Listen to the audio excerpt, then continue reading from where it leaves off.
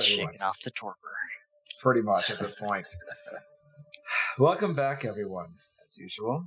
Why don't we go ahead and have everyone introduce themselves to all of our audience, old and new.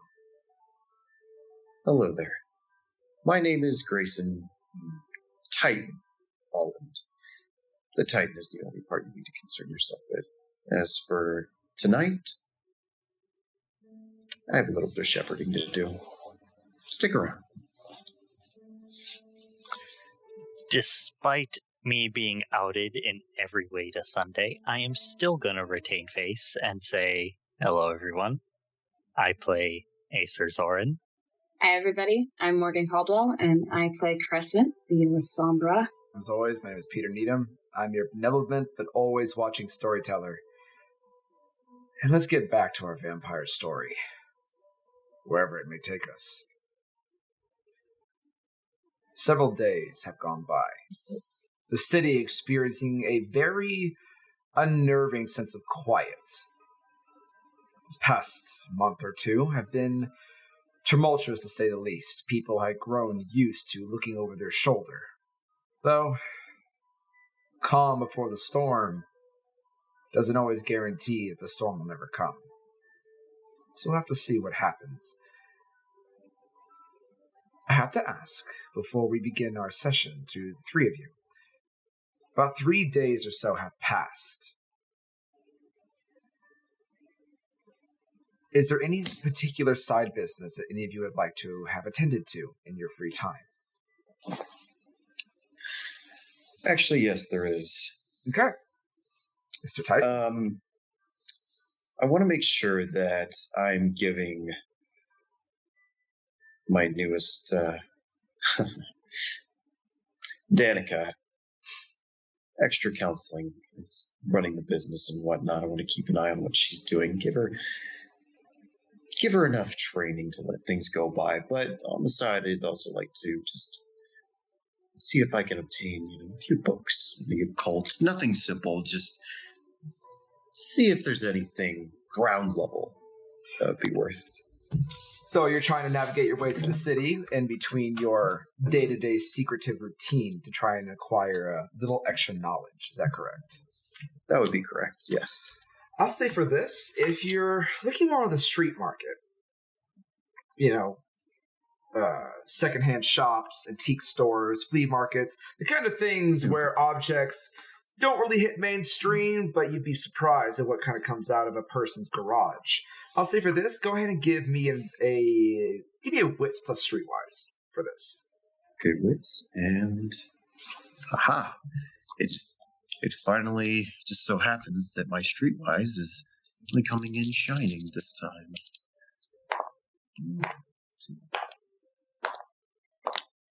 Okay, I have 3 successes. Do you go alone, or do you bring anybody with you? Preston, would you accompany Mr. Titan?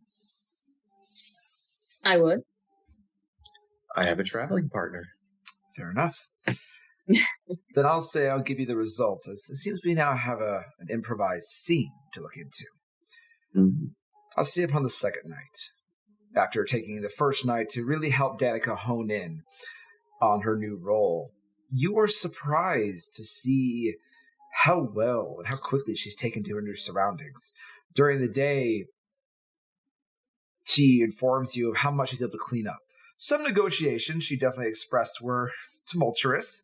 There were definitely quite a few family members and friends that threw the word lawsuit around here and there, despite everything at her very impressive press conference. But with her calming nature and her assurance, the damage had been mitigated.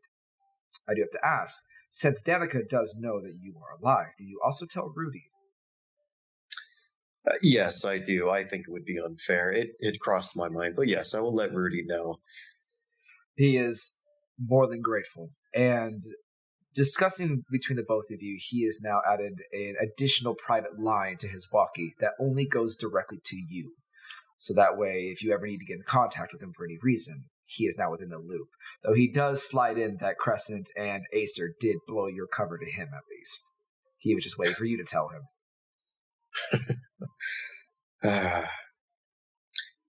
Welcome to the family, Rudy.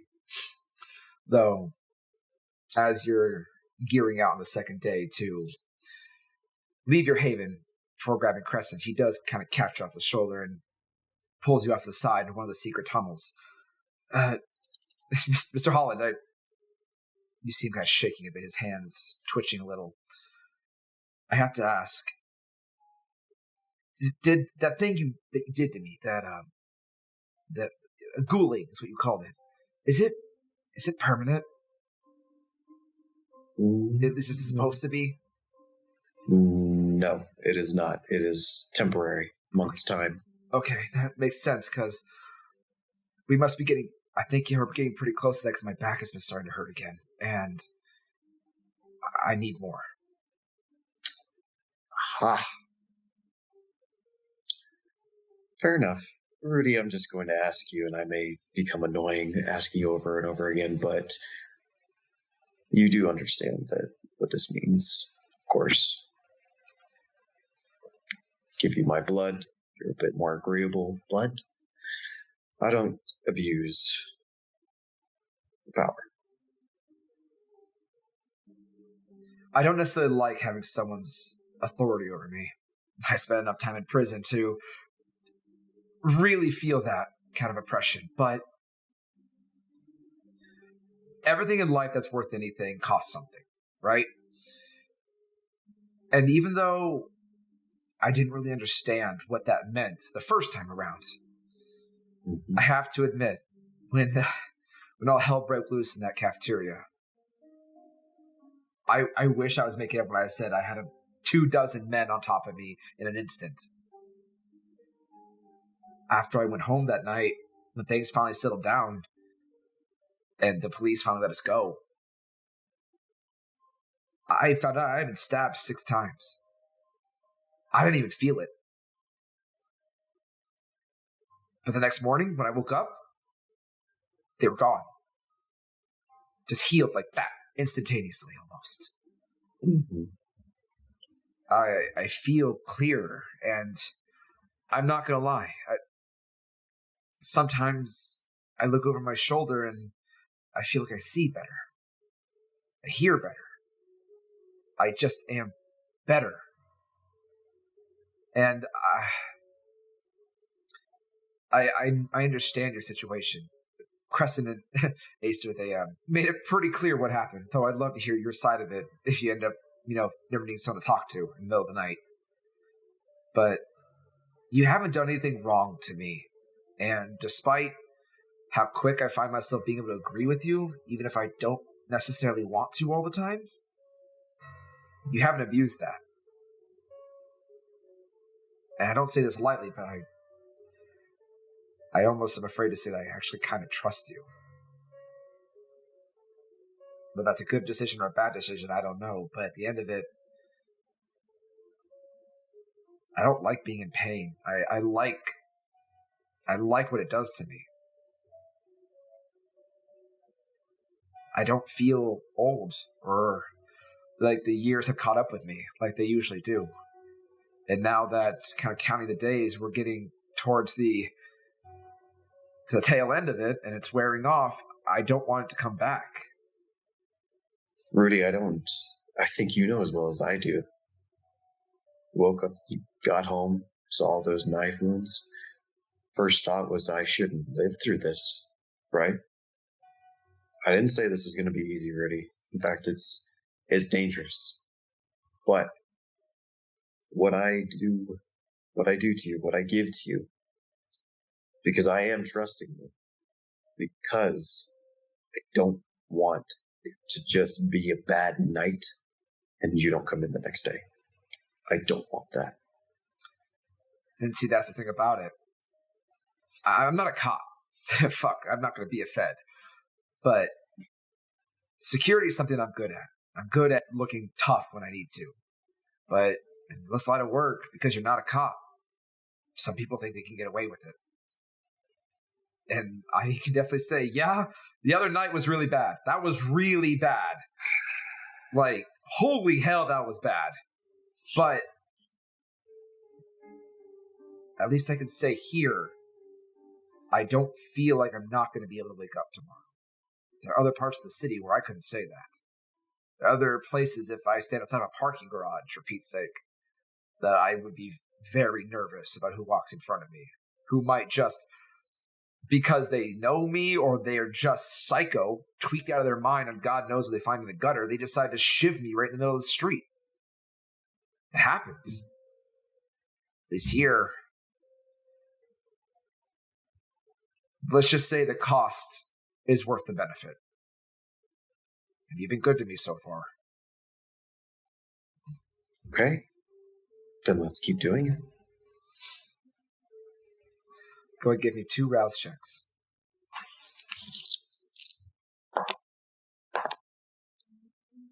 Good to go. He pulls out a small coffee mug that he has nearby and throws some of the water, more like tea, off into the abandoned hallway. It starts to soak into the ground as you slit your wrist open and fill his cup to the brim. And you watch as soon as it's full, he actually just kind of takes it away from you very quick and immediately begins to drink it, almost like he was doing it preventively before you could change your mind. Make an insight check. What's plus insight? Okay. 1 second. Okay, not bad. Okay, let's get it down.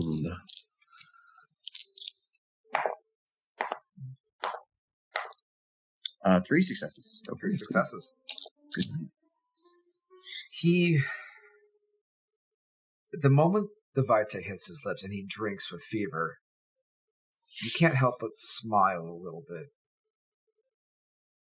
He acts tough. And for a lot of reasons, he is. But the way he guzzled down that Vitae, the first time he was nervous, almost freaked him out. This time, he let how badly he wanted slip through. And you know you've got this kind of leverage over him if you need it. You are in control of him. He may have free will, but I'd say it's heavily influenced now. And you can't help but hear Sebastian's words through your mind. How, in a way, you may be helping him, but there's a certain part that you are ruining by what you do.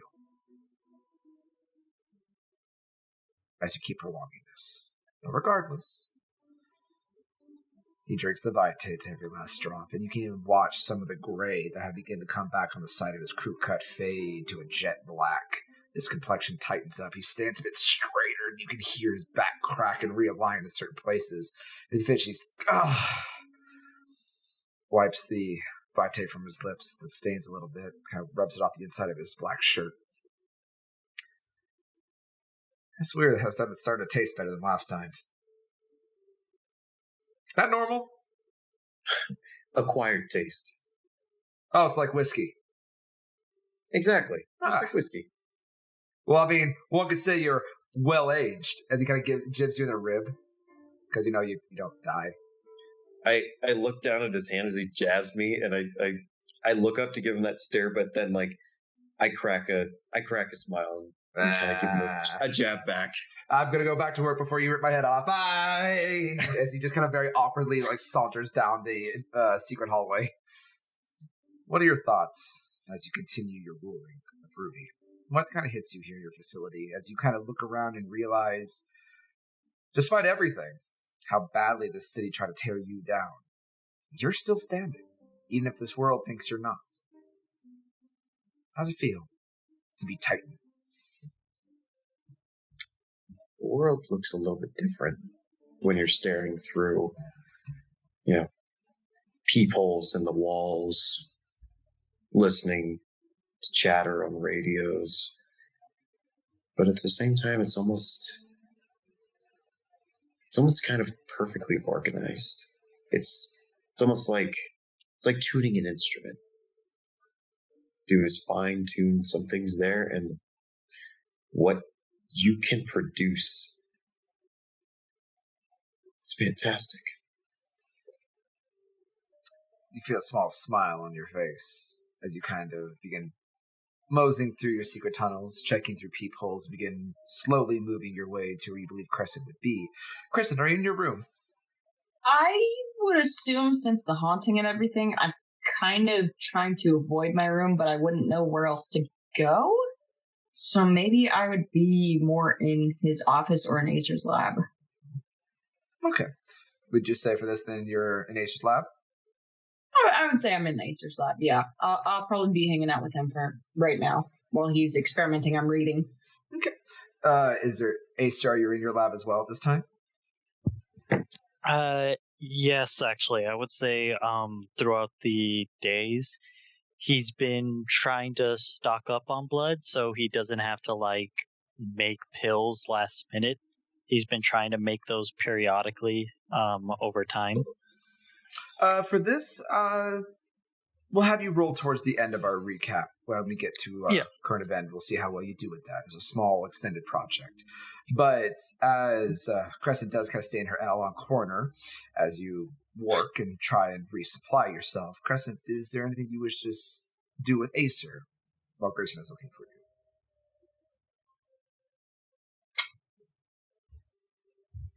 I would probably ask him, have you seen Medico at all? And while he's typing on his keyboard, he kind of just stops for a second and it's like, no, not recently. I've been meaning to track her down, but don't really know if I should show my face to her. She's probably at her house.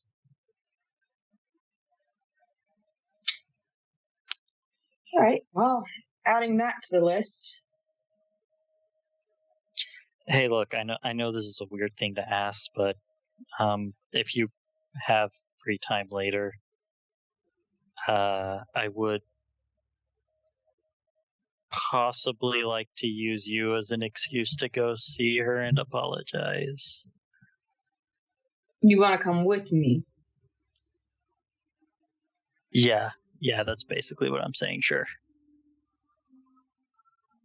I don't guarantee your safety, but you're more than welcome to. And I don't mean that from me, I mean that from her. Yeah, I kind of figured. Thanks. We both have some apologizing to do, so you're not left out of that. Oh. Maybe we can do it together. Right. Projects. Speaking of which, my new toy is coming in soon, and I'm gonna need you for testing. Excuse me, what? Yeah, I'm going to kind of reverse engineer your glitchy nature and see if I can't figure out how to cancel it out so you can use a phone. You can't reverse engineer that. That's just... It's a La Sombra thing. You can't... Yeah, they also said that, vampires can't be immune to the sun, but hey, here we are. Well, you're a thin blood. I mean, that's a little bit different. I also made my blood more potent trying to cure myself. Pretty sure there's something in there that I can do. I mean, if you think you can do something, have at it. I'm not going to argue as long as you swear not to use my blood for any sort of other things. I mean, how airtight does that deal have to be? You only use it to solve the glitch issue. All right. Jeez, I mean, if you want to use it for something else, you need to ask, but even so... I mean, I'm just saying, I wouldn't mind seeing if I could copy a little bit of your, pew-pew. And with your hands and your darkness. And your... What? Never mind. Anyways, yeah, sure, okay, yeah, only solve the glitch, got it. Okay.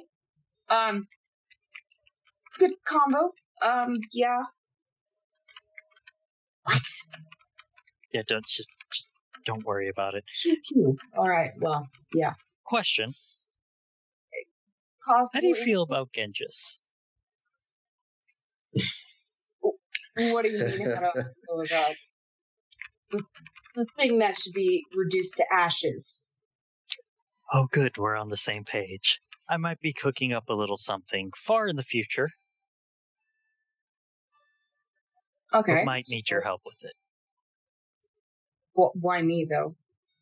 Is it the pew-pew thing? That fucker nearly took down my haven. Sorry, our haven. I was about to say Grayson Center. And he went after people specifically, and I am not okay with that. Okay, so we're talking about a little bit of revenge, which now that I'm a hound should be a little bit easier. I was working on a little something myself. You just see him swivel around in his chair, his fingers kind of touching, almost like one of those supervillains in movies. He just kind of swings around. Oh, really? What do you have in mind? There's a small bit of back glare from his computer monitor kind of framing him as a silhouette.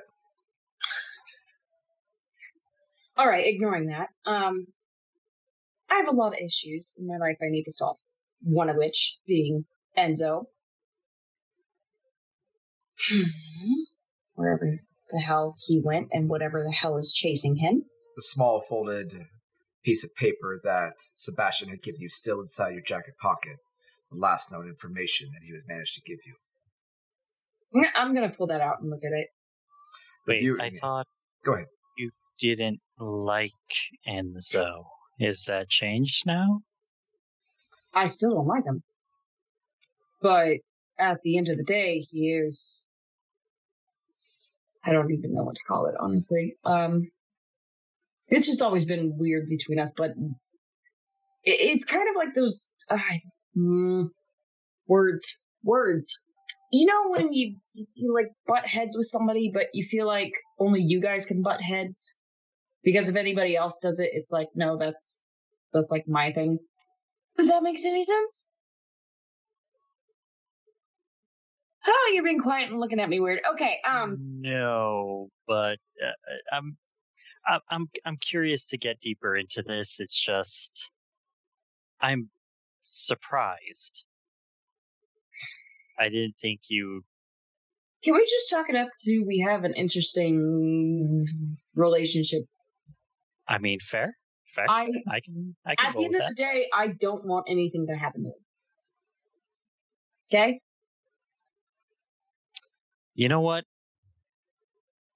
I'll respect it. Okay. Well, point is, from what Sebastian said, it seems like he's in danger. He's in the sewers being chased by something that no one can see, and wherever he is last seen, it is ice cold. According to what he said. And, yeah, I don't know what that means. I don't know what it is. Eleanor told me not to worry about it. I'm worried about it. He's in a place with cold temperatures, like up north, or... No, according to him, it was in Wyanaka's territory, and since he is a hound, I'm hoping that, hound to hound, we can maybe talk, and since I have Sebastian's referral, all the more reason for him to talk to me. Mm-hmm. That's what I'm hoping, at least. Anyway, that's a whole separate issue. About Enzo, gotta apologize to Medical. I kind of want to stop by and see Sierra. I know that she's like up in her own little penthouse right now, but she's got a lot of authority over things, and she's just another clan member that's not Eleanor that I can talk to, even though that sounds really bad. Fair. Okay, you know what? This sounds like it's going to be a huge pain in the ass as well as a risk on my life. So that actually brings up something interesting. I have a couple of design ideas that I wanted to run by you and Grayson. At this point, Grayson, you do push open the secret entrance to the lab. After you've been checking pretty much every spot and wound up here last. Yeah, no, she's not in her room at all. And speak of the devil, come on in. Devil. I'm Just not talking that bad about yet. So I close the door and make sure it's secure. Lashes. I don't like how you said the yet part, but skipping that, ignoring it, take a seat. I got something to show you both. Hey, sir, sometimes I worry you take things too literally and not literally enough. But yes, please regale me. Crescent, hello? Hi. All right. Listen to this. As he pulls out a giant poster board and kind of just sets it down. And there are several really crude sketches of cloaks, tech within the cloaks, almost borderline game gothic. And he just kind of pulls out and goes, all right, first off, still a work in progress. Don't judge this to be the final product. You get a sense of judging in the air. I'm shooting glances at Grace. I just have my head tilted. I'm waiting for the continuation. So I'm praying is coming next. Just not bashing it. Just very curious at this point. Look, if we want to walk around here and play the board, we can't be the pieces. We have to be the players. So Wait. Grayson? Yes. Can you do your specialized thing? I tick my head the other way and I engage sense the unseen as I scan the area of Acer's lab. I need to make sure that we are alone right now. Looking around, you take a second, scan every corner, look underneath some tables, behind the seats, any place, anything where somebody would want to hide, scan the ceiling. The room is empty. Just the three of you. Good news. I don't see anyone, or at least somebody who doesn't want to be seen by normal means. Okay, so we're gonna assume that Ghosty Goo is in my room. All right, now continue. Sorry, Acer. I just wanted to make sure you didn't have any. You know what? No, fair. That was smart. Mm-hmm. Okay, so check this out. I am going to make us all suits. Like superhero suit? No. Something like that, except more Gothic Knight type thing. Look, again, still a work in progress. Look. No. Hear me out. Did I already say this? No. Crescent. Hear me out. Do you remember the warehouse? They're getting craftier. They have what they need. They just don't know it. Stone figured it out. Let's at least hear what he has to say. Dead, so we're fine. Until I'd see Look, right about now, there are way too many variables that I cannot consider. And our actions now are being monitored and affect everyone around us. If we want to do something that doesn't draw attention to us specifically, we need to have an alibi, an alias, a mask, something. I'm a hound. It's going to draw attention either way. Okay, but what about when you're not a hound? What do you mean? No offense, but like, first off, even though you can't be tracked by tech, we still got invited to, let me remind you, Sebastian's house, and he knew every fucking thing about us. A storyteller, side note. Yes. Grayson was not told that she was a hound, or she became a hound. Unfortunately, you were not told this.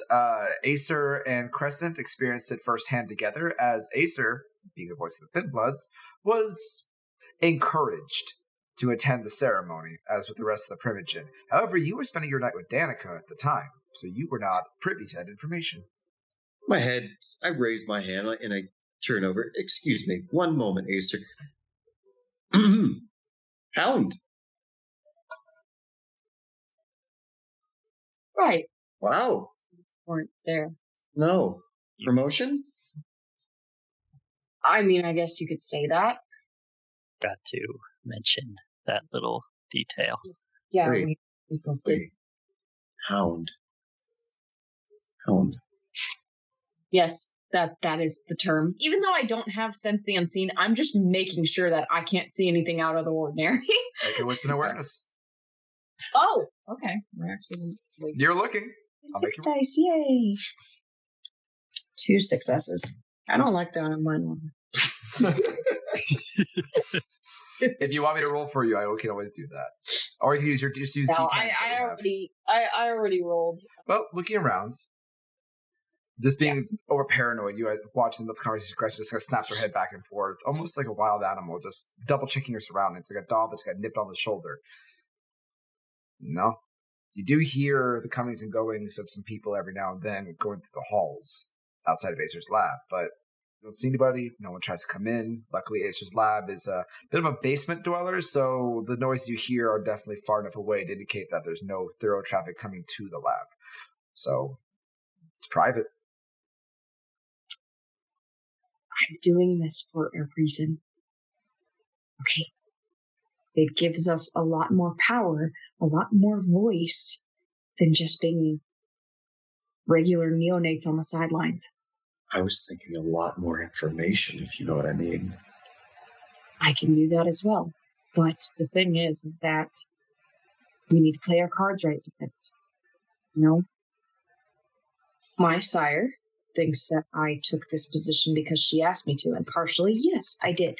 Mm-hmm. But more than that, again, this gives me a lot more power than what I had before.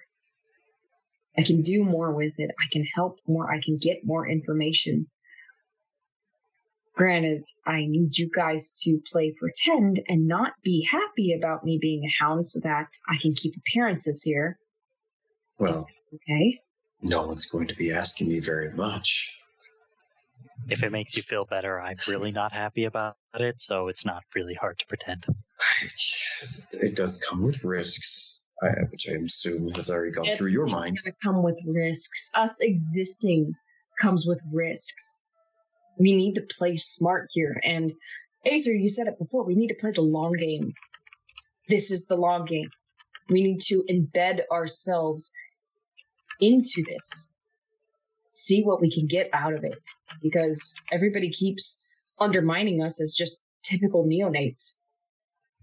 Well, we can do more than that. So, as a hound, again, I've got power to do stuff more than I did before. If you guys bring me evidence, I could potentially put a trial against Genghis. And that is where, as he kind of gestures back to the poster board, sneaking around comes in.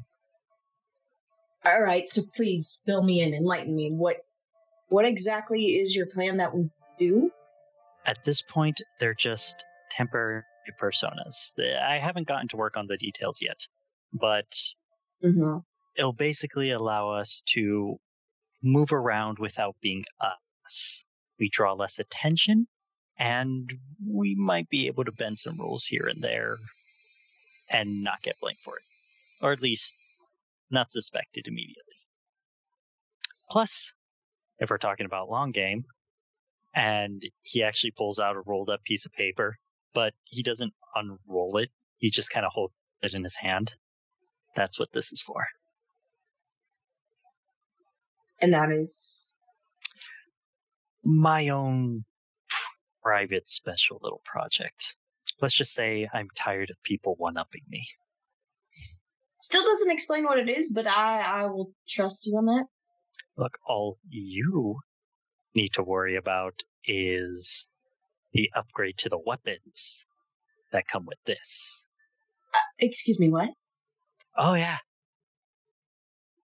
I'm talking about just a cosmetic upgrade. I would assume not.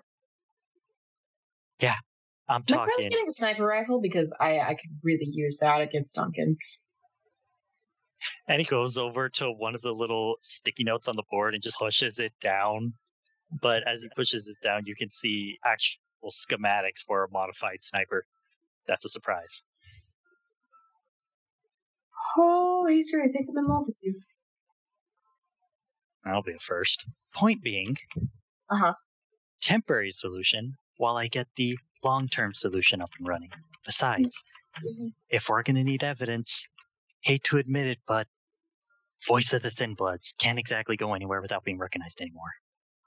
I mean, yeah, you're kind of called to everything. Actually, really Yeah. cool. Plus, they suck at sneaking around anyway, so this kind of helps. Okay. So, lay it out on a list. I need to go talk to a certain Nosferatu hound. We both need to go talk to Medico. Mm-hmm. What else is on this list? What am I forgetting? I need to go talk to Sierra. Mm-hmm. I also need to call Alexis, which I might need somebody's help for because obviously phones. Pretty sure either of us can help you. We're good at that. Either one of us. I've got the number. I just need somebody to set up a meeting time, place, all that. So that helps. I can do that for you. What is everybody else's plan? Grayson? I was going to get a local bookshop down the way. A bookshop? You Wow. you have a hankering for a reading? I've had a hankering to acquire some knowledge, and fortunately, Google doesn't talk very much about darker rituals. And you think a library would have that answer?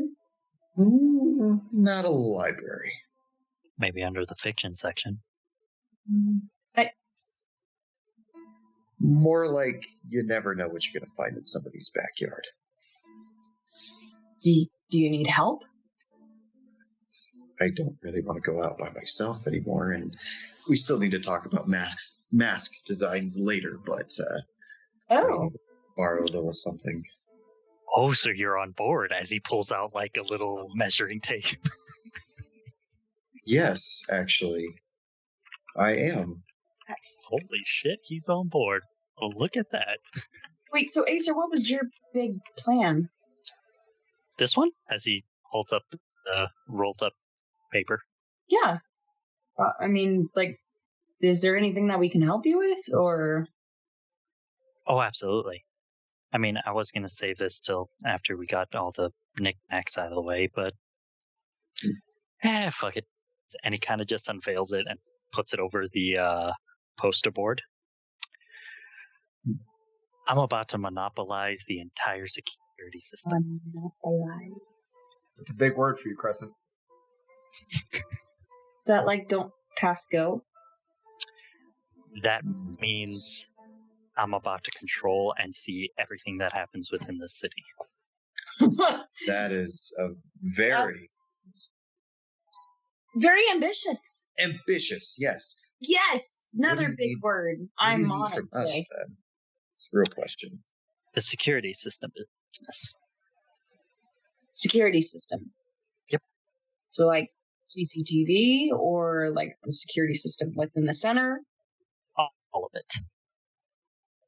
I'm about to create a new brand, and I am going to manufacture it. I am going to basically, in a way, pseudo take over a few places in order to actually get this up and running. Plus, if all of this goes well, looking for people is not going to be a problem. Police databases can be a last resort, as I have full control of the system. And as I point to one of the charts, and it says in quotations "Flyboy" on it. Why? Why him? Because he owns the airport. What better way to keep an eye on people or kindred coming in and out than at the airport? Plus, we already know what he likes. Money. Which means Acer's about to lose a lot of it. Maybe. Or maybe we offer him something besides it. I mean, I got forced into the role of Speaker of the Thin Bloods. At this point, I think I have slightly more leeway than just, I have cash. Okay. I think this might be the seed of something that could grow into something more. After Hurricane and Sebastian, kind of feeling a little... I'm sorry, who's Hurricane? Right. I don't think I mentioned that. He's the guy that hacked my system. Oh. Yeah, didn't like that. Almost on cue, Acer, as you mention Hurricane's name, your phone goes off. How the fuck does he do that in a Faraday cage? And I go in and just kind of unlock the cage and pull it out. You saying that's him? I'm saying the only one that can somehow apparently get through a Faraday cage would be a hacker. And he's the only one I know that so far has actually gotten into my system. And then I open it. You open the phone, the first message that comes through, and it's a very long one. It doesn't seem to be sending multiple ones like he normally does. First thing he says is, there's more than one way to get through that fancy cage of yours as long as I use your local Wi-Fi, right? It's not impervious. And it makes it a lot more annoying for me to deal with. Second, I've got info, but I don't want to send it over the digital.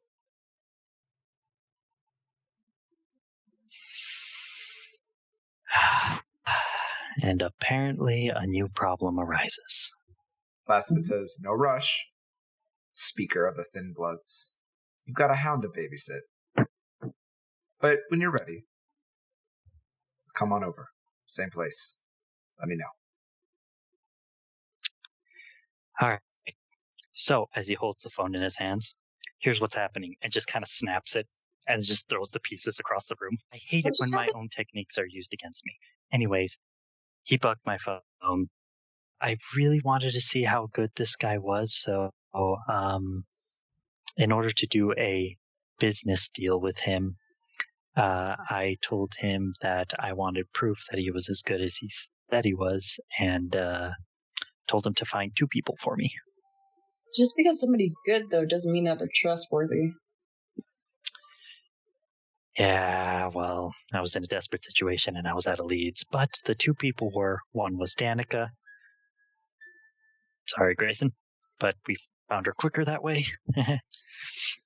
And the other one was my sire. Does that mean that he's found him? Or her? Yeah. Or... Wow. All right, Yeah, sounds like you need to go have a meeting with a storm person. Kind of want you guys to come with me for that. You want us to come meet this guy? You sure that's a good idea? No. But going by myself seems like a suicide mission, so.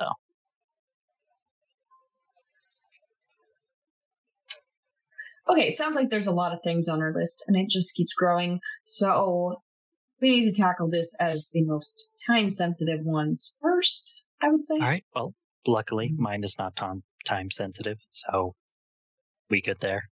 We can put that on the back burner. I agree. We can do that. So, Grayson? Yes. Do you have anything time sensitive? Not at the moment. I mean, at this time, if what we're doing is going to better our chances in general, I will do what I can. Acer, Yeah. The thing with Alexis planning out a meeting, that's a little bit time sensitive right now. So I don't mean to rush you, but if you can just schedule a meeting with her, kind of important. Problem. As he goes to reach over to his table and then looks at the corner of the room where he threw the pieces of the phone. Right. And then he goes into his closet where he has like 5 boxes, takes one of them, closes it, and opens it and pulls out a new phone. Give me 5 minutes. Cool. Thanks. Grayson, should we actually, Grayson and I can head out while you do that. No, it's okay. It's just 5 minutes. Just, you know what? Why don't you leave the number with me and I'll call and set up the meeting. I thought I gave you the number already. It was on the card. Kind of checks his back pocket. As you pull out a Checks his other very crumpled business card, as it dawns on you, and whether in character or out of character remembrance, that the card she gave you had the insignia of those ruby lips on the front, and on the back was just the simple phone number. Right. Got it. Also, Acer, one other thing. If you want to try Medico's number, I mean, that'd be the easiest way to get in contact with her and just say I need to talk to her. I mean, I don't know. Maybe Grayson should call because she's kind of mad at both of us. Maybe I should. Do you have another burner phone? Actually, I think I would like to call regardless if she's mad. Okay. Well, I mean, if that's okay with you. I mean, if you think Grayson should do it, that's fine. Okay, Grayson, why don't we go?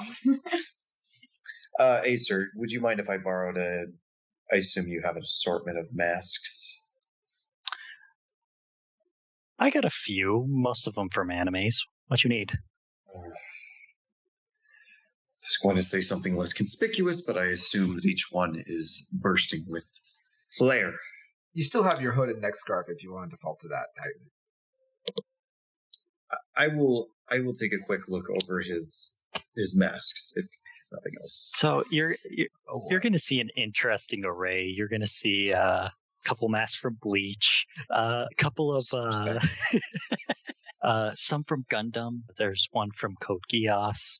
Do you have any of those masks from Code Vein, weird breather looking ones? Oh boy, those are my favorite. Top shelf on the right. Many of you have, and I may want one of those. Those are pretty cool.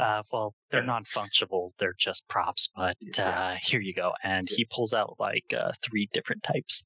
You just cough a lot. Nobody will ask you to take it off. So just. I mean, just go COVID. You're fine. That's fair. Seem to be. Do you happen to have a darker red mask? Let's see. I got a black and red one right here. Here you go.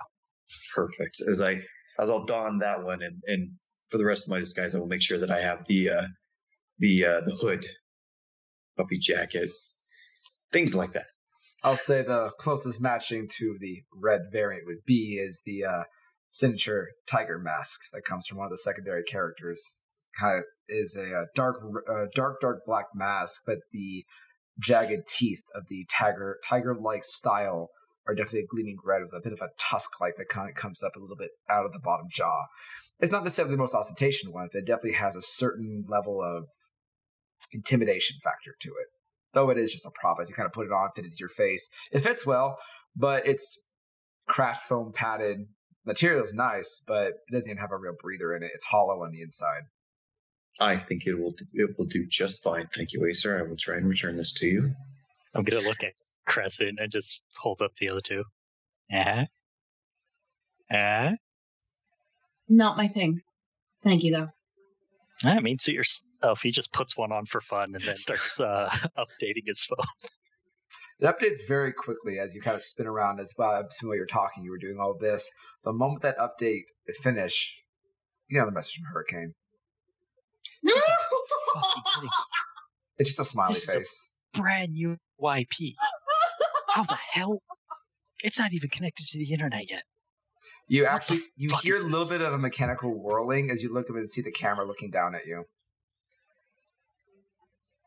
Gonna hold up the middle finger to the camera. Dick. Alrighty. And he just kind of types in the number. I'll also put it on speaker. Well, the first ring it picks up. Hello, how can I help you? Can I ask who's calling? Hi. And please answer quickly before I terminate this call. Yeah, right. Hi. Chill out. Yeah. Name's Acer, calling on behalf of Crescent because, she can't exactly touch tech. Hi. Mm-hmm. I see. So are you a representative of one of our potential clients? I definitely am, and she very much wishes to do a little meet and greet at a time and place. You hear a few pages of the phone turning. I believe that we've already established connections directly with this individual client, but I do see the account is under review. Has your benefactor decided to take up on the offer? Acer Crescent needs to talk to schedule a meeting with. I don't know how this formal shit works. Crescent needs to schedule a meeting. Yeah, got it. So, hello, Crescent are you still doesn't there? know how this formal shit works, and she needs to schedule a meeting with Alexis. I see. Well, as I said before, I'm sorry, I didn't get your name. You can just call me Ace. Perfect. Mr. Ace, based on our account data here, it does show that Miss Crescent has already had a meet and greet with we'll call her professional dispatcher, so to speak. Does she wish to make an arrangement to sign any of the final paperwork? I'm just going to look at Crescent. Meeting, not promising anything. Apparently, promising nothing, but still needing that meeting. I see. As soon as possible. I'll be sure to pass that along as soon as possible. Let me see here. You can hear the sound of something very heavy pulled out of a drawer, and as many pages are being flipped for a good minute before it opens up again. It's she's got a meeting in about 4 hours available for her. I do see that she does have a preferred meeting spot, I believe somewhere near the Armory. Looks like last time that's where they spoke. Would that still suffice? Yes, that will do perfectly. Thank you so much. Absolutely wonderful. I will pencil you in for the hour. Alexis will bring the contract and a pen just in case. Any other further questions? No, that will be all. I will be sure to report back to Miss Crescent in due time. Thank you so much. Absolutely wonderful. Have a good day, Mr. Ace. Click. How's that? Formal enough for you? I really need to teach you all how to do this properly. It sounded like they wanted to bring an entire meal to this contract signing. All right. That's out of the way. Medical next, please. You punch in the number. And you call. Something concerns you, though. As the phone doesn't ring, it goes to a busy dial tone. Okay. She's talking to someone else. That's fine. Just, and he sends a little text, and he just says, I know I am the last person you want to hear from right now, but Crescent really needs to talk to you. Press send. It sends off. And normally text messages go pretty fast. A little check mark typically appearing that it was sent. But you see a little spinning wheel at the very bottom of the message for a moment. And it goes, and it goes. Then the message highlights in red, and you get a return message automatically that says, message failed to send. You see Acer kind of straighten up, looking at his phone.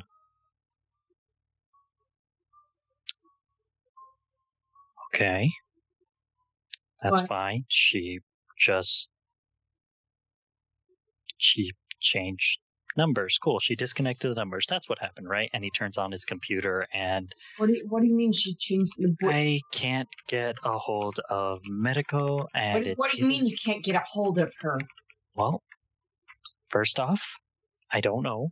Secondly, as he just types in his keyboard and brings up her bug on the monitors, I cannot get a message or a phone call through, which typically could mean one of two things. Either the phone is dead or it is disconnected. So where is she? That is a good question. And when I open up the bug, I would like to see the last known location before whatever signal got cut.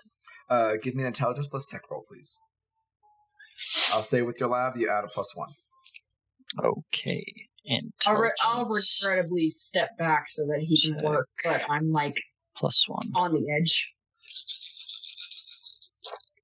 Oh, it's so nice having nothing but black die. 5 success. 5 successes. You pull up the bug. Takes you a few keystrokes and a shortcut later, and you pull up the last bug ping location. The last ping that would come out was roughly 2 days ago. Shortly after it appears, about maybe 3 days after the whole assault on the facility itself. Here's the thing. The last location was her house. You haven't been there, but you know the address, as I'm sure Crescent and Grayson have passed it on to you, plus payroll. But that ping hasn't left that location for that entire day. And then later off, the bug dies. You get a warning report to say that bug no longer is responding. But the ping never left the house.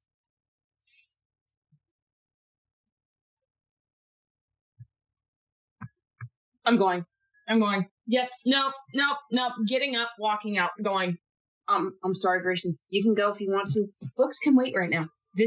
We discussed the whole time sensitive thing. This is time sensitive. Well, you're not going alone. I'm coming with you, obviously. That's fine, as long as you keep pace. Because I'm not slowing down. Let's just not go into this half-assed. Is my Harley still at Duncan's? And it is still the central square. You never went and got it. It's been snowing the past couple of days, too. Probably got some water spots by now. Wait. Didn't we get her bike to go hunt Actually, down, no, you're right. You guys did get the bike. Yeah. Grayson, you brought it back. You're right. I did bring it back. Yeah, it's in the garage. My God. Yeah. All No, right. I remember because I drove it back. You to the did. center 'cause, Terrified, yeah, you brought it back. You are right. It's dangerous at both ends and exploding in the middle. Somebody Right, clip that. And I just grab the katana, and the 2 pills that I took over to Sebastian's are still in my coat, so I will take my coat and those 2 pills. Perfect. So I'll just have to ask for everybody else. What are you bringing with you? I'll say also, just for the sake of brevity, Crescent, your weapons and your original attire, as filthy as it was returned clean. Strange enough, your necklace never made it back. Yeah, I'm arming myself to the teeth. I've got dagger in my boot. I've got my 2 guns, as much as I can without being obvious that I have weapons on me. Having both your firearms as well as your dagger is fine. Trying to stay inconspicuous, ammunition's going to be a little bit careful. I'll say you can probably keep 1 reload's worth on you before you start looking a bit obvious on the streets. Okay. Got it. Perfect. I definitely need to find a way to make those collapsible for you. Another Thank you. crafting idea to add to the list. Mr. Titan, what are you bringing with you today? I'm definitely bringing my glove and making sure that I have my specialized boots. Your stealth knife boots it is. Perfect. Mm-hmm. Alrighty. And so there are 3 of you. The bike sits 2, comfortably. Also true. I mean, in honesty, if you want, we can have it to where Crescent can ride the bike. Acer, if you want to drive, I'll get in the van with you. Correct me if I'm wrong, but Acer knows about his fear of bikes, correct?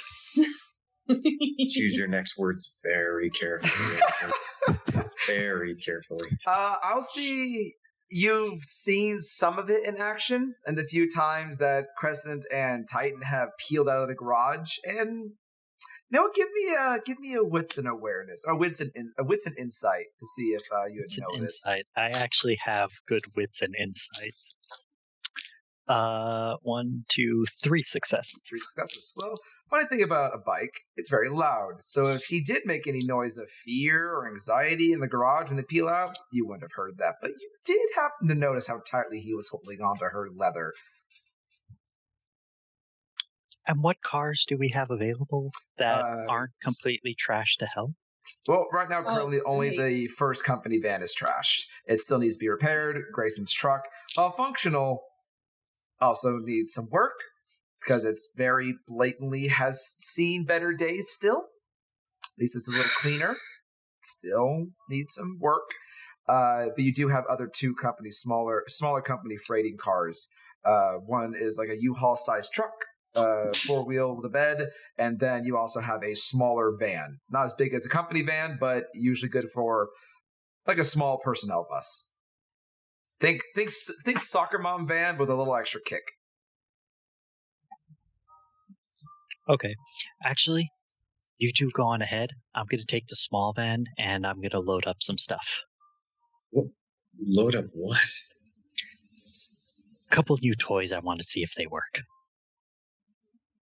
Why are we bringing new toys to Medicos? Better safe than sorry. Are you hopping on the back of Crescent's bike while she appears to be a little energized? I'm standing by what I said. It was, yes, there's a part of me that is not happy about the bike. There's still the practicality of I would still like to be seen as little as possible. If you wish to ride with Acer, there's no problem. But Crescent, she's going to wait much longer. So that is also I don't want to keep her waiting. Go on ahead. We'll meet you there. Perfect. Rapid reflexes instinctually.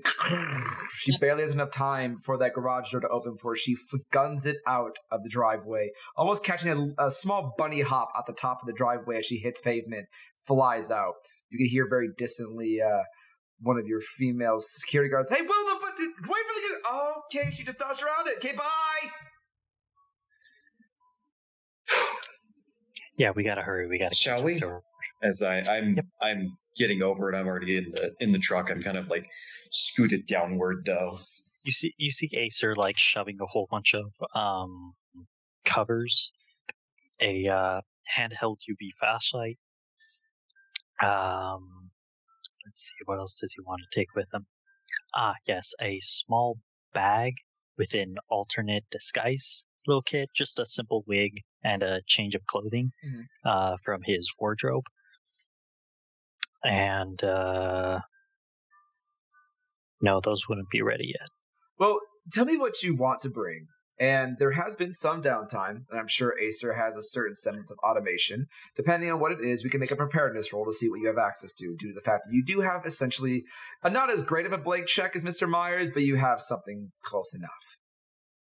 So I was thinking about making like a handheld like flash. It seems like a flash grenade, but it's literally just a UV light that's been modified to take off the resistors. So when it activates, it gets as bright as possible in like a small area for like 2 to 3 seconds before the bulb like burns out. Okay. So let's see here. It's like a light grenade. Let's do this then. Go ahead and give me a wits plus your resources. Okay. And this will be 2 rolls, just to see in the brief downtime you've had so far in the Chronicle, with the knowledge you've had at this time, that you would have brought something like that or had it ready ahead of time. Okay. So there's that. 1, 2, 3, 4 successes. Okay, so you have the materials. Go ahead and give me an intelligence plus crafting. Okay, crafting is a 3, I believe. Let me double check that. If I believe you specialize in a specific type of crafting, correct?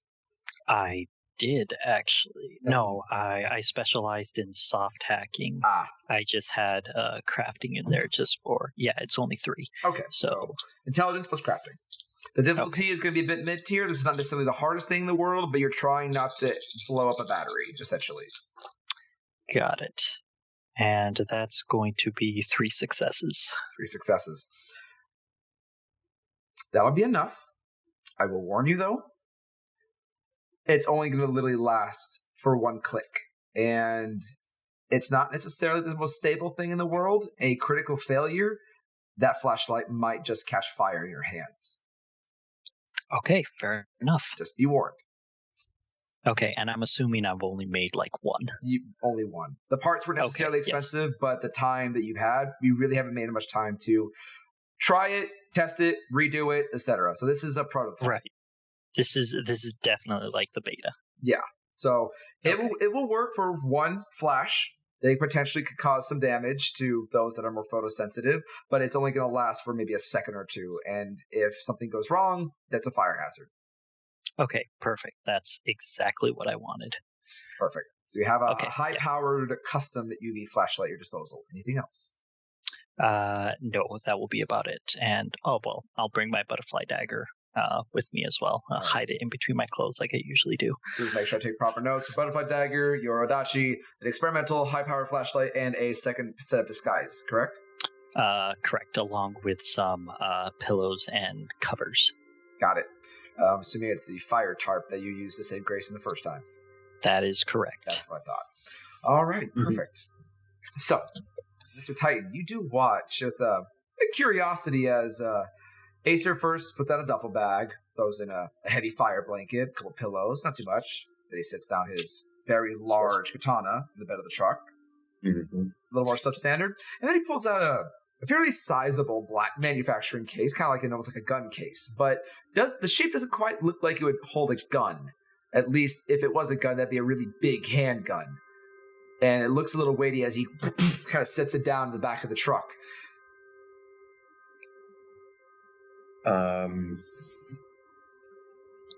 Should I ask? Think of it like a grenade for vampires. Okay. Will do absolutely nothing to anyone else but them. Unless you look directly at it, in which case caution is advised for some humans. You find Grayson, as you're saying this, he pulls up his coat a little bit more on the sides. Yeah, as he kind of puts in the fire retardant cover. That's what this is for.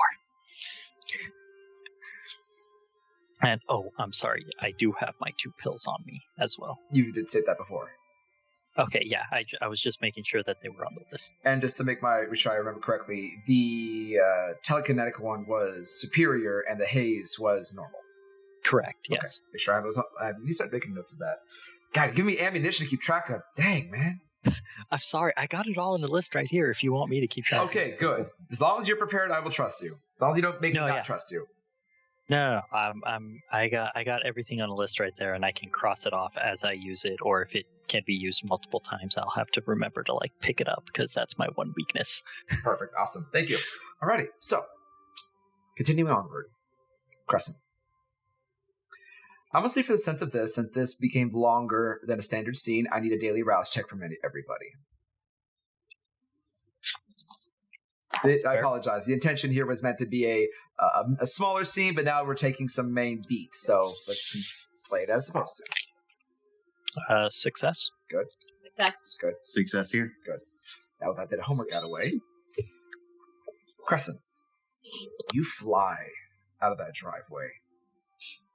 You give one good rev of a puff of exhaust coming from behind you. You gotta remember to clean this bike when you give it a chance. She's a little dirty. But regardless, you peel out onto the pavement. You dodge around the security gate with one of Grayson's security guards yelling at you in the back. You don't care. It drowns out. You have a focus.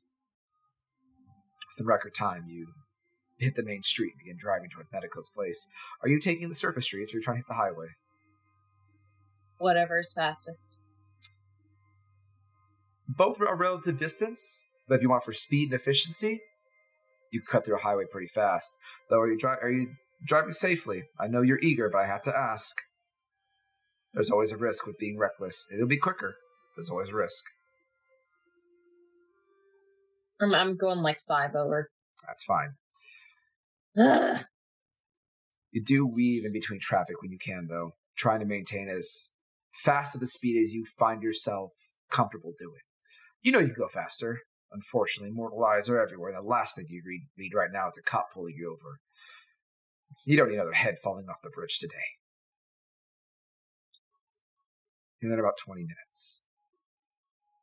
The air is very cold tonight. As the late winter is still setting into Seattle. The weather should be changing soon, but for now, it seems winter still has its grip over this city. The snow doesn't come down as nearly as heavy as before. It's more of a slushy rain that kind of drizzles here and there, hitting your jacket, wetting your hair, soaking your clothes a little. If you're still mortal, you'd probably be chattering by now with the frigid air chill of your bike, but kind of a perk about being dead. Cold doesn't really bother you. It's not long before you're within the Rainer Valley. Being careful to skirt the outer areas of the known territory Bruja tend to hang out, you begin to slow down as you begin to pull into the neighborhoods. Your bike being the only sound as far as you can hear as it reverberates through the streets. It is dark tonight, with a heavy overcast, as even here that slush still comes down here and then, adding to the frozen soppy piles that build up on dead lawns covering old fall debris.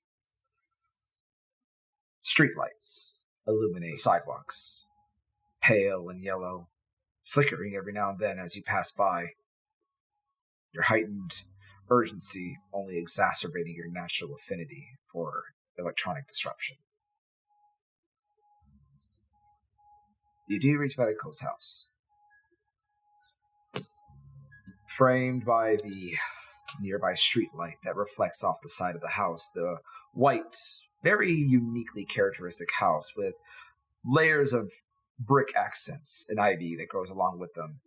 You always loved this house. Kind of gives a rustic, almost cottage type feel. There's always a unique house that stood out amongst a lot of the cookie-cutter homes, which don't look bad, but Medico's were always a little bit different. And you kind of look around and you notice, well, even at this early evening, lights are on, you can vaguely hear people talking, you see a man walking his dog down the street not too far away. But you do notice as he looks up at you, he suddenly turns and goes the other direction. The Medico's windows are dark. The lights are not on. And you don't hear a sound. I'm going to approach the house as carefully as I can. I kind of learned my lesson from Danica's whole thing. I don't want to go in barging in. So I'm going to see if I can hear any sort of... See if there's any sort of evidence that somebody's inside. Give me I'll say for this, give me a Wits plus Investigation. As you're peeking through windows, trying to get any type of vantage to see inside, hear for any noises, anything of the like. You know what? I will rouse. Derek gave storyteller dice. How dare he? Storyteller to storyteller. Thank you very much, Mr. Derek. I'll use it wisely. I mean, we were running low. That is 6 is a success, right? Anything 6 and above is a success, yes. Yes! Okay, I barely succeed. Do not get hungrier. Okay, so then I get to add the extra dice to that, right? Yes. Okay, 4 successes. 4 successes. Mm-hmm.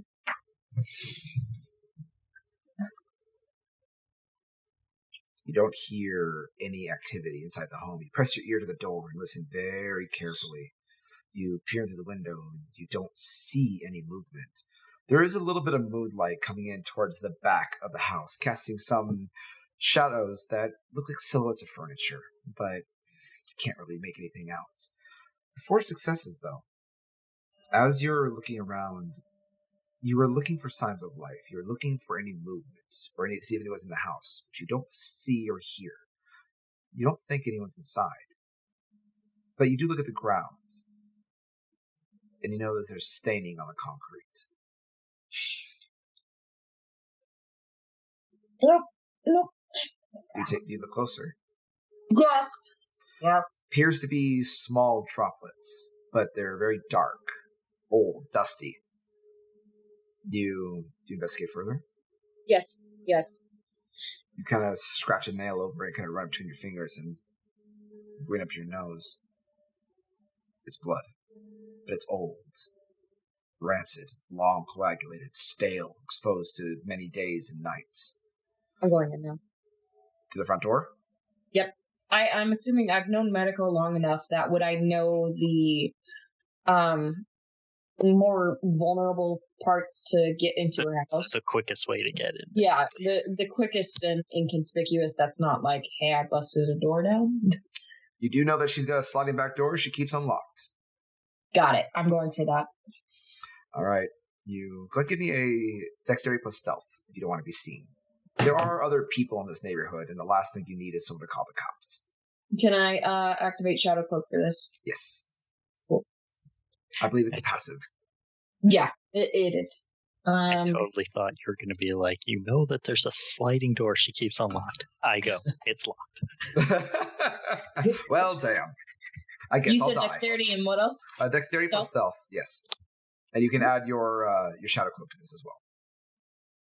Ooh, that's a lot of dice. Hi. Look at that. Things you're good at. Surprise.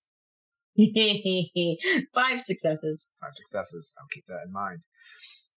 Like a shadow, you crouch low, keeping an eye out, making sure no one's watching you. That man walking his dog, long gone, and not a single car to be seen, as you have already parked your bike on the nearby street. You crouch low and kind of maneuver your way around the wall towards the back side of one of her fence. You know, there's a small little wire that she uses for her latch when she accidentally locks herself out. She slide into the backyard. It's a smaller backyard. There's a nice healthy layer of snow over it, kind of covering a lot of the small features she has. A small pizza oven she keeps near that she built one summer that she told you about that she definitely said you had to come over and try sometime before remembering you can't eat. A small sitting area with string lights off. Clean patio. The table and umbrella folded up for the winter. Small garden not too far away, long dead and covered with tarps, proofing it for the winter. Make your way along the house and peer inside the large sliding glass door at the back. It is very dark inside, but you can see with a little bit of light coming in from the moon through the glass. You can see papers scattered. See maybe some furniture knocked over. Yeah, going in. Still trying to be stealthily. You slowly open the back door and step on inside. Immediately the smell hits you. Heavy incenses. Lot of exotic fragrance. And Medico's home always had a unique scent to it due to her practicing the occult, but it is intense. You can smell a little bit of that tang in the air, like a candle that just got blown out. But it is a musty smell. It is heavy. It almost overwhelms your senses for a moment. If you had any higher senses, it'd probably be giving you a headache. You've stepped inside, your feet kind of crinkling on some paper underneath your foot. Can I investigate that? Take a look. Pull up the page. It's nonsense. Just scribblings. Just big black circles scribbled on the page over and over and over again with strange markings and letter marks that make no sense to you whatsoever. There's writing on it, kinda. You think it looks like writing, but you don't understand what it could be. It looks like someone's fever dream on paper. There is more inside, but it is dark. I'm investigating as much as I possibly can. Okay, so are you going for a light switch, or are you just going to try and rummage around in the dark? The thing that I would know produces the least amount of light in Manico's room, because I would know that. Okay. You then go for her kitchen. It's not the strongest light in the room, and at least it'll give you something to work with. You stumble through, kind of tripping and stumbling a little bit as you kind of push some things out of the way and click on a small light.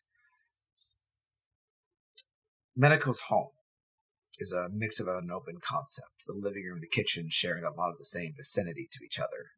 From here you can see all the way to the front door. It is a mess. All over the kitchen. Across the floor.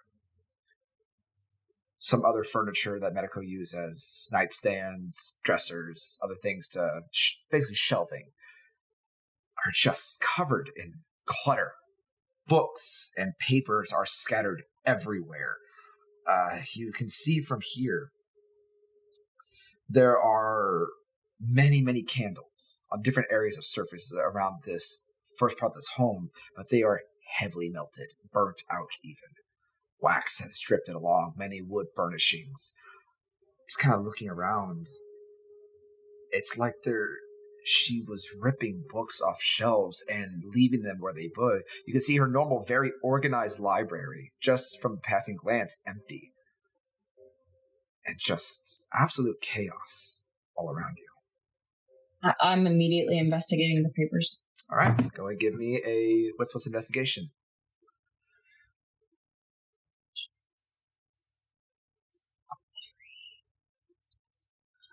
3 successes. Successes. Yeah, that's all successes. Okay, online rollers, thank you. Sorting through the papers, it's more of these strange patternings. There are symbols, and not all of them are quite as frantic as the first one you picked up. Some are odd images. Looks like a tunnel, a sketch of a tunnel with heavy overgrowth and a broken sign off one side. You see strange, archaic symbols that you kind of maybe can guess that maybe it's Medico's occult work. You've never really seen her work magic beyond what she can do with just her hands quickly. But you kind of get the sense that maybe it's notes, as it's not written in any type of organized fashion that you can understand. But there are a lot of them. You do see other strange drawings. Looks like someone crouched in a corner crying. You see other very hastily written scribbles that mark the margins. You see also a symbol of what appears like a very large eye looking down through with appears to be a strange, elaborate geometric pattern around it. The part that catches your attention the most when you look through this clutter is that some of the areas hold a tiny bit more organization. These notes seem to have been discarded very aggressively, but there are areas along this living area and within the kitchen that hold ceremonial bowls that are empty and charred on the inside, very beautiful, brightly silvered on the out. You can see strange cups surrounded by candles with some very odd smelling substance on the inside. One looks positively black and rancid, though not quite the smell of blood. It's like herbal but decayed. You can see animal bones lit up in some strange altars that have been charred or broken or tossed aside. More candles melted. You see small piles of ash here and there in other areas. The table, their main coffee table alone, has a strange geometric carving on the front of the mahogany wood where it appears a heavy scorch mark had happened in the center. More candles burnt down to the grist. These ones red.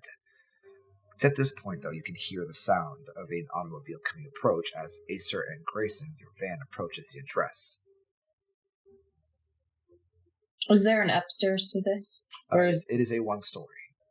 It's a one-story, so this is all there is? Or can I check for a bedroom? There is a hallway that would lead down to possibly some other rooms in the house. Meantime, Acer and Grayson, you do pull up very slowly, minding the business. It took you a little longer to get here. Okay, Acer, you didn't have as much of a head start as Crescent did, and you haven't been here before. Grayson, you did help him out as you have been here before. Yes. It's not long, though, that you do pull up and see Crescent's bike pull up in the driveway just in time to see a kitchen light turn on. Oh, okay, there it is. And I just kind of pull over and park behind the bike. There you go. And as I get out and grab the duffel bag, I just instantly run over to the house and just be like, come on, Grayson, let's go. Oh, okay, she took the name. Come on, man. Sorry, Titan, let's go. Thank you.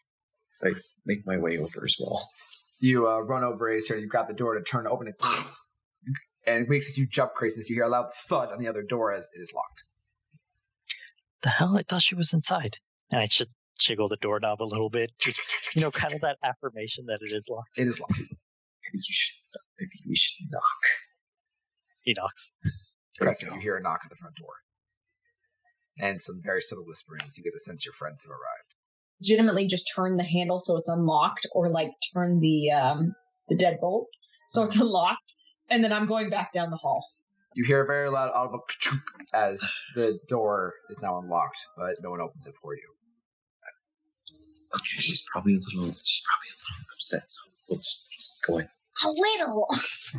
Okay. And he just opens the door, ready to be very apologetic, because he thinks Medico and Crescent are already talking. The light is on from the kitchen, and from where you are standing to open it. Yeah, light's on. You expect to see a clean home. You've never been here before, but it is in shambles. From this living room, from this entryway towards the living room, you can see, from this perspective, what appears to be maybe some kind of altars that have been topped over, candles melted everywhere, papers and books scattered in every sense direction, and many small isolated spots of continued organization. But overall, this place is in shambles. Grayson, you immediately get the sense when you see those organized spots, those are potential ritual sites, just off the top of your head, instinctively, due to the fact that you do have access to occult blood sorcery. Yes. I'd say as soon as Grayson does see those and recognize them, he's going to go over and start investigating, as partly just to see if he can figure out what happened, partly because maybe I learned a little something. So you're leaning more towards the occult? Yes. Okay. Go ahead and give me an intelligence plus occult, please. While Okay. he's doing that, would I have seen the same papers that Crescent saw?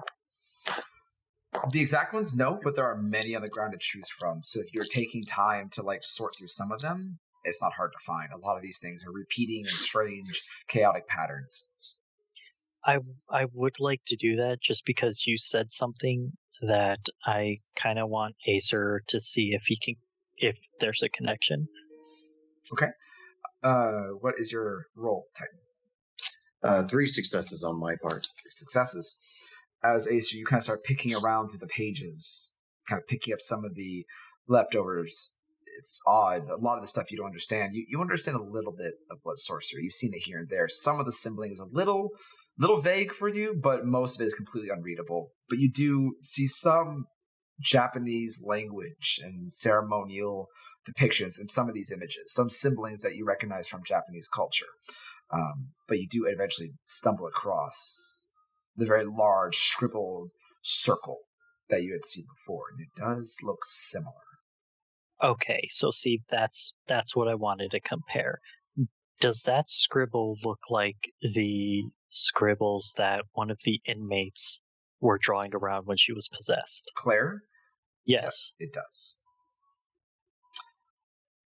But Grayson, as you are kind of going through looking at the ceremonial areas, you kind of view some of them, kind of hop here and there, as it is very chaotic and makes you a little uncomfortable with this kind of scattering. You have to fight off every instinct to start filing papers if you could figure out an organization for this. But what you do gather is that these are definitely different rituals that were trying to be attempted. The nature of them varies.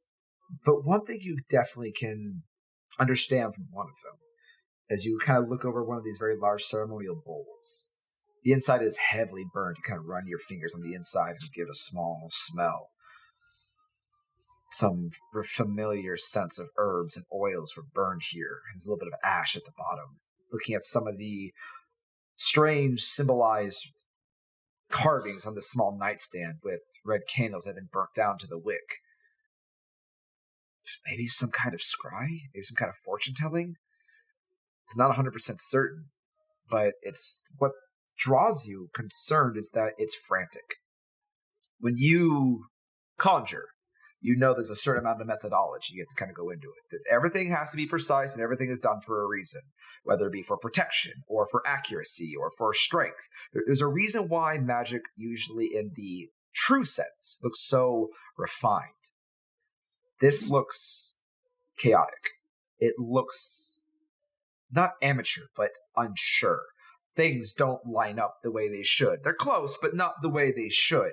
There's positionings that need to be adjusted. The symbols are not clean. The language is not uniform. You don't necessarily understand the occult language being used, but you know enough about occult to see that this doesn't. You know this wouldn't work. Just at a baseline. And by the scarring on the inside of the bowl, you can definitely sense that whatever the person that was trying to cast this was trying to do obviously failed. And hopefully they didn't burn off their eyebrows in the process. She's lucky. I'll tell her that much. Yeah, I highly doubt that. You see this as I hold up the paper? As I look over to it. Yeah, these scribbles right here, Claire was doing the same thing. And that's when our resident ghost bitch actually possessed her. Which means that I can only guess that it made its way over to Medico because she make the most sense. But no, what she's performing here, she's lucky it didn't blow her hands off.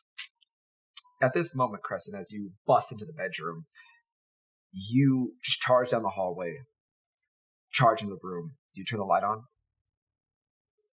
Yeah, I will. You turn that light on, and it flickers a moment above you as the overhead fan light begins to sway a little bit as you just slam the door open. You all hear a alarm from the front living room, causing you both to jump. Fuck. And I'm immediately going to run to that thump. And looking into Medico's room, you've been here before. You've awoken in Medico's very large, pink, and overstuffed bed. During the day, you immediately were stunned as you came catapulting through her ceiling. Her room should be a quiet place. Incenses would burn. She'd have ceiling art to allow soft, ambient, natural noise when she'd ever open a window. It always smelled very gently of sandalwood, because it was always very relaxing for her. The bed was always comfortable and clean. Her house was always so organized. That's not what you see here. It has been plunged into further chaos. The walls, every visible inch of the walls, have scratching of more of these strange, illegible symbols and pictographs and patterns that start and stop and start and stop and start and then break off mid-work and start again somewhere else like a madman. Someone physically carved into this room, which only matched some of the other symbols you'd seen on the notes nearby in a language that you don't understand, if it even is a language. The bed, the furniture, everything has been pushed very aggressively up against the walls. The old antiquity of the wood that Medico had cherished so much just covered in melted wax and spent candles. There's heavy scarring on the wood itself as more symbols have been attempted to draw there. The fabric of that once very large queen-size bed, so comfortable at one point, is now horrifically stained with soot and ash and very other mysterious stains that give off a strange, rotten, pungent odor. There are more pages thrown hastily all around, in every direction of the room, but in the center of it all is a very massive interlocking diagram of a very strange nature. It's been stained into the floor, but as you kind of lean down to look, it hasn't been stained, it's been burned. The carpet, the once flushy pink carpet that would match your room, that always gave a very lighted exterior, has been charred with purpose, with 7 black candles at 7 points melted to extinction, and an old faded pink journal in the center of it all. The both of you, as you rush, do see this, though since I did hear a pause from you, Grayson, are you looking anywhere else in the home at the same time? If Sense the Unseen is not active, I will activate it again. The moment you activate it, the rooms around you kind of flicker. You can see small tracings of symbolic magic here and there, but none of it is really complete. Like, some of it was trying to connect, but it wasn't finished properly. And the odd part is, the parts that do shine out to you is blood sorcery, is Tremere magic, as that is the most powerful features that have been trying to take root, but it's unfinished. It flickers in and out of existence as it's trying to find root, but is fading rapidly. Some areas fade and don't come back. Others pulsate ever so slightly, as if there's a living heartbeat waiting to be finished. But those too do start to eventually fade and grow weaker with time. But you don't see anything visible. No one else is here. Kind of looking around, you do see more small blippings of those magic traces along the pages in the books and various things at Medical's possession. Some of the ritual sites have symbols of blood sorcery, but they don't match the rest of the schemes. It's like there's a lot of information that's being tried here, but it's all clashing. Like someone just opened a book and just started trying things willy-nilly, but with a certain edge of insanity to it. God, she was desperate. She was trying everything. As you go down the hallway and Acer is blocking you, there is one door to your right. And I will say, you are a naturally perceptive individual of your surroundings. You smell the faintest tang of blood. To a room next to you in the hallway. a little bit away from Acer. As Acer, you do charge forward into the bedroom and see what Crescent has just seen as well. Crescent, as I hold up the page, I think our ghost friend just got to medical.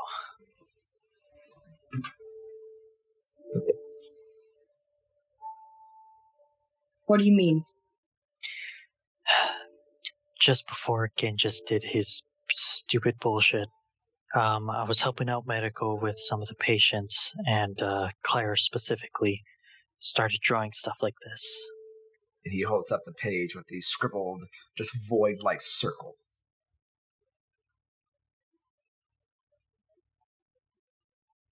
Okay, so what are you saying? She's been in danger this entire time? I don't know. It seems like she's been fighting back, according to Grayson, as I gesture behind me, but see that he's not directly behind me. Grayson is looking at this door, and he has locked eyes with it, and he's not looking away. As you look at this door, you do see it is partially ajar.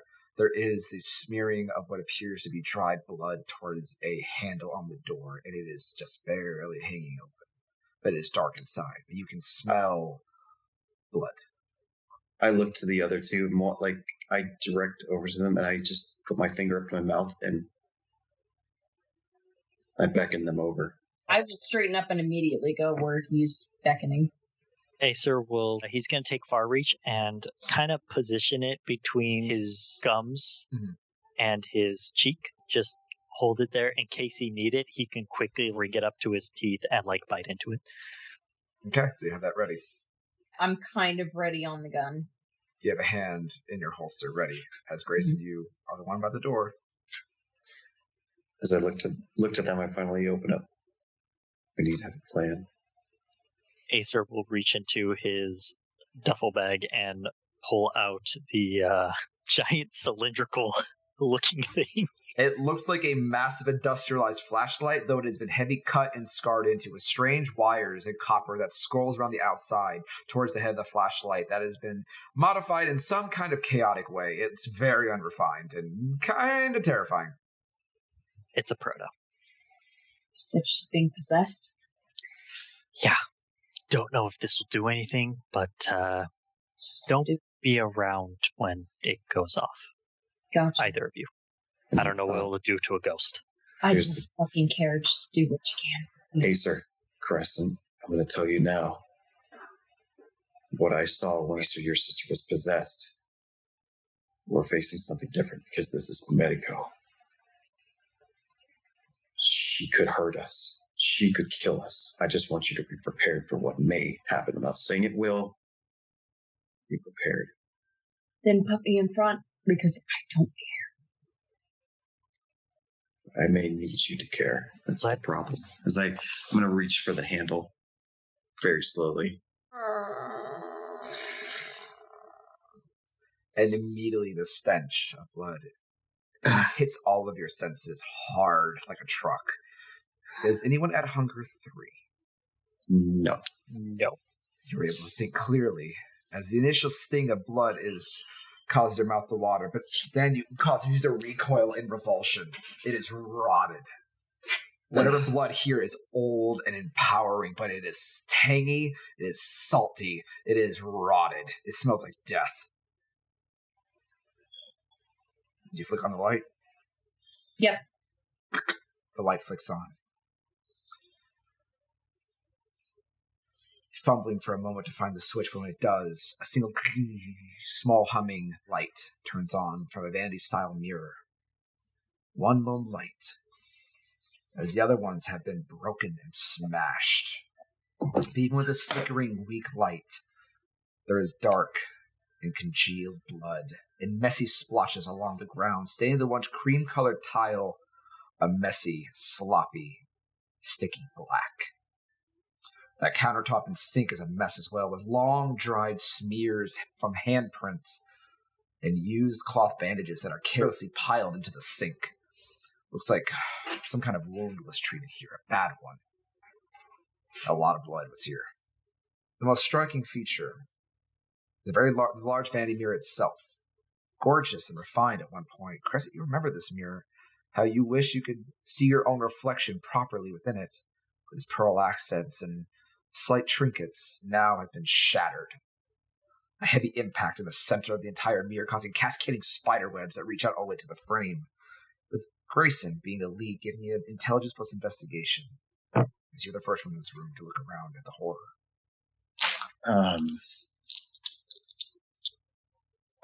Investigation. Does Sense the Unseen give me any advantages? For this, no. Okay. Can I back him up since I'm second? Add an extra die. Okay. With a second pair of eyes. Sure. Oh, hold on. Roll off the table. No, back onto the table, please. Thank you.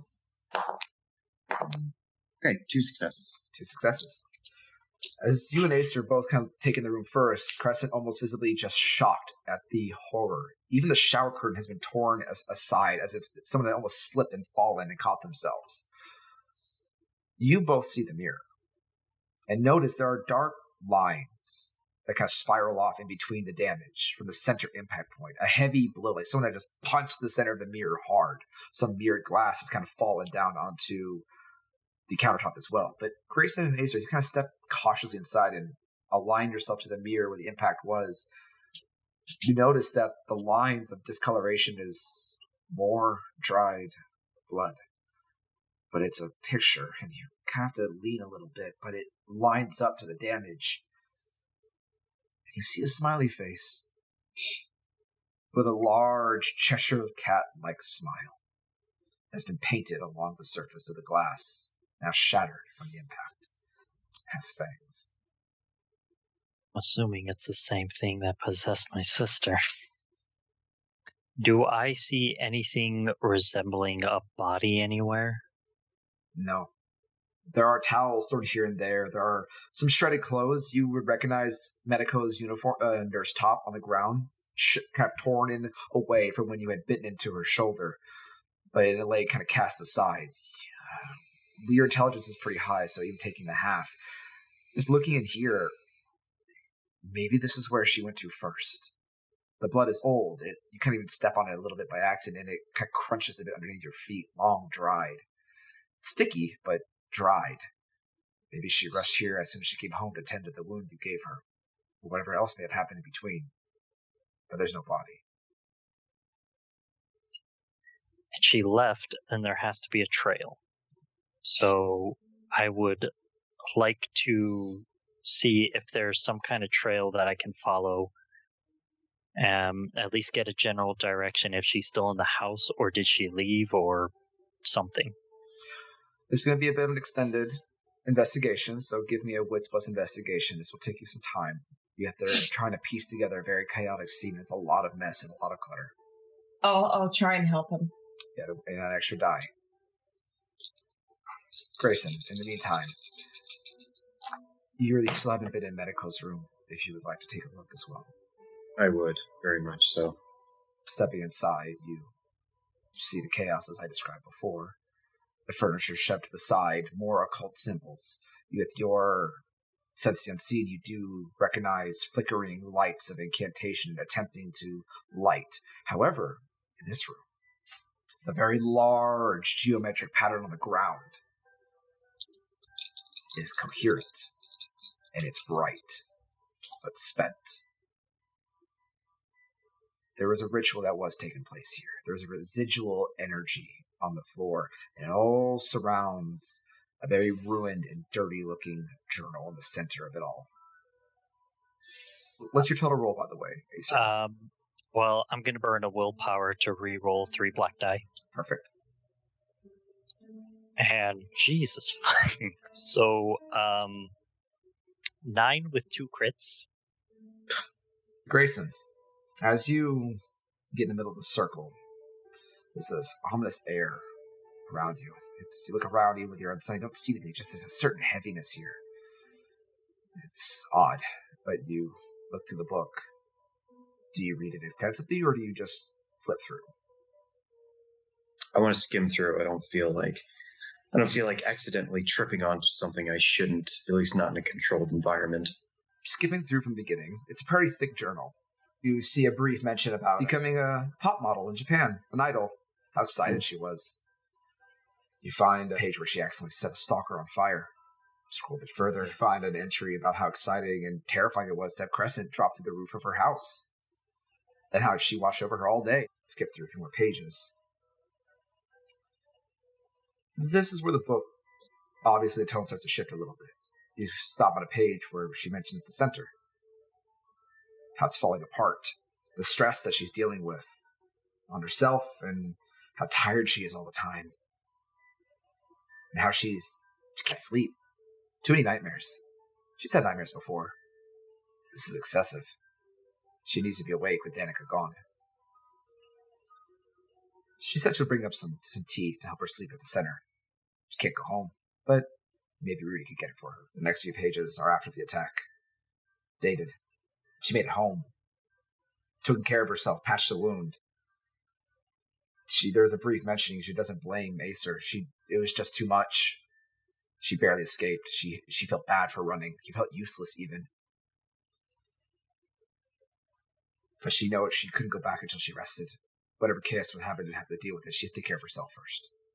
She can't sleep. More nightmares. Even with the tea. Just always nightmares. She can't remember. She wakes up screaming. She wants to sleep. She's tired. She's going to try something a bit stronger. Do you start to read more intently from here? Yes, now I'm curious. I'm going to step out of the circle, and I'm going to be more towards the door as I read more extensively. Leaning against the door, the wording is starting to become panicky. She's having bouts of amnesia. She went to bed that night, woke up the afternoon, but she wasn't in her bed. She was in the living room, sitting on the couch. The TV on static. This keeps happening. You notice several inches where she chalks the first one up to exhaustion. Finally a night without a nightmare. Must have overslept and sleptwalked. It happens. Even those are prone to it. But then entries get wider.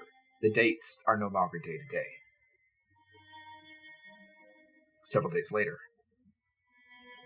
she's panicking more. She keeps waking up in places she doesn't remember, wearing different clothes than she remembers putting on. It's like she blinks and hours could have gone by, and she's not where she's supposed to be. And then the writing becomes disjointed. You see no longer recorded entries, but logs. 10:25. Woke up in the living room. 4 p.m.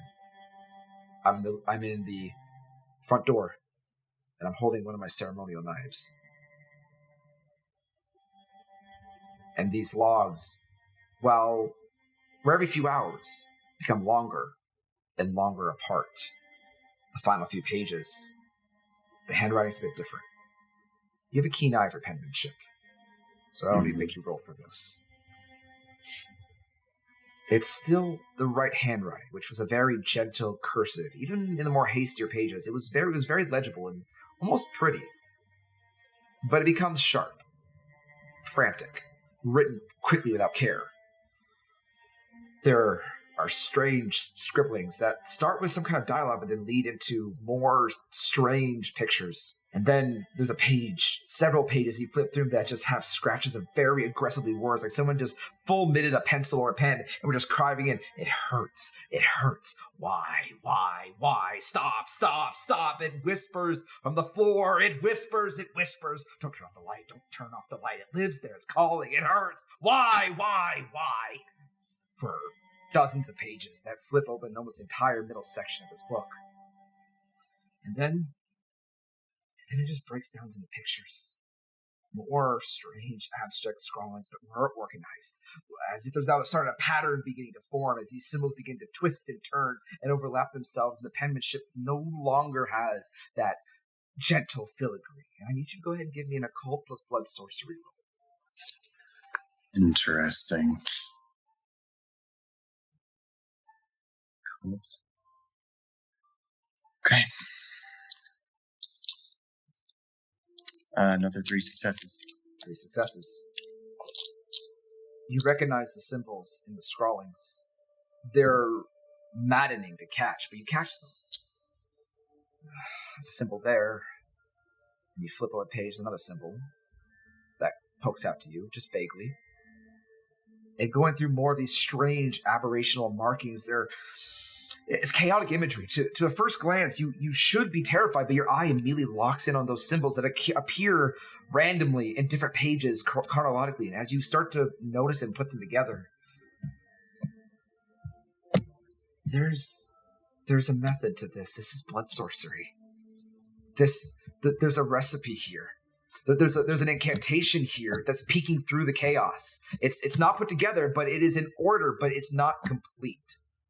You may need more research, as you may have stumbled onto a ritual of some kind. But it's not finished. Because as you start to get into it, you start to get that sense of, there's knowledge here. I have to figure out what's going on. It continues. And this is where you feel a chill that pulls you out. That brings you back to what you're doing. The penmanship seems to almost switch mid-writing. Making it very difficult to read, but not impossible. But what's odd is that it's a journal entry, but it's like a conversation, one side of it.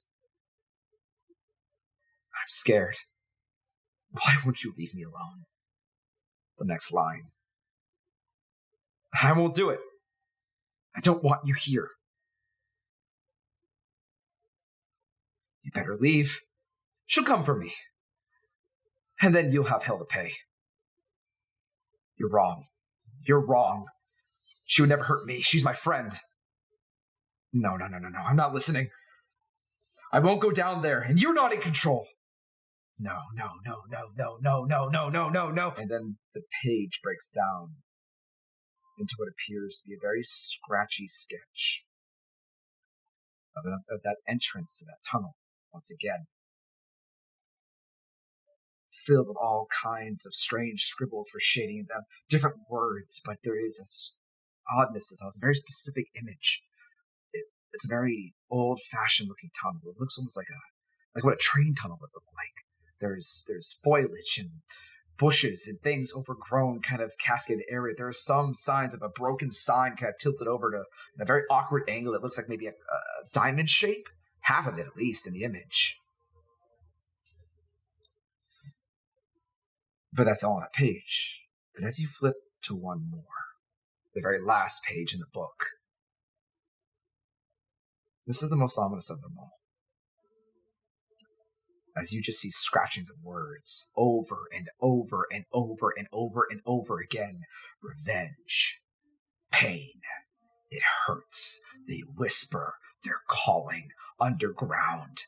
Catacombs. It hurts. Why? But as you kind of lean back away from the book, follow me, you see it's an abstract shading of a greater picture. The further you pull away, you see an image. It looks like someone peering through a slit. There's a bed and a body laying in the bed, and a woman standing over the bed with a gun pointed to a man who is resting. And the image of the woman, you could tell just by the dimensions and the proportions, and they match the way Crescent looks from the back. And that's the last page.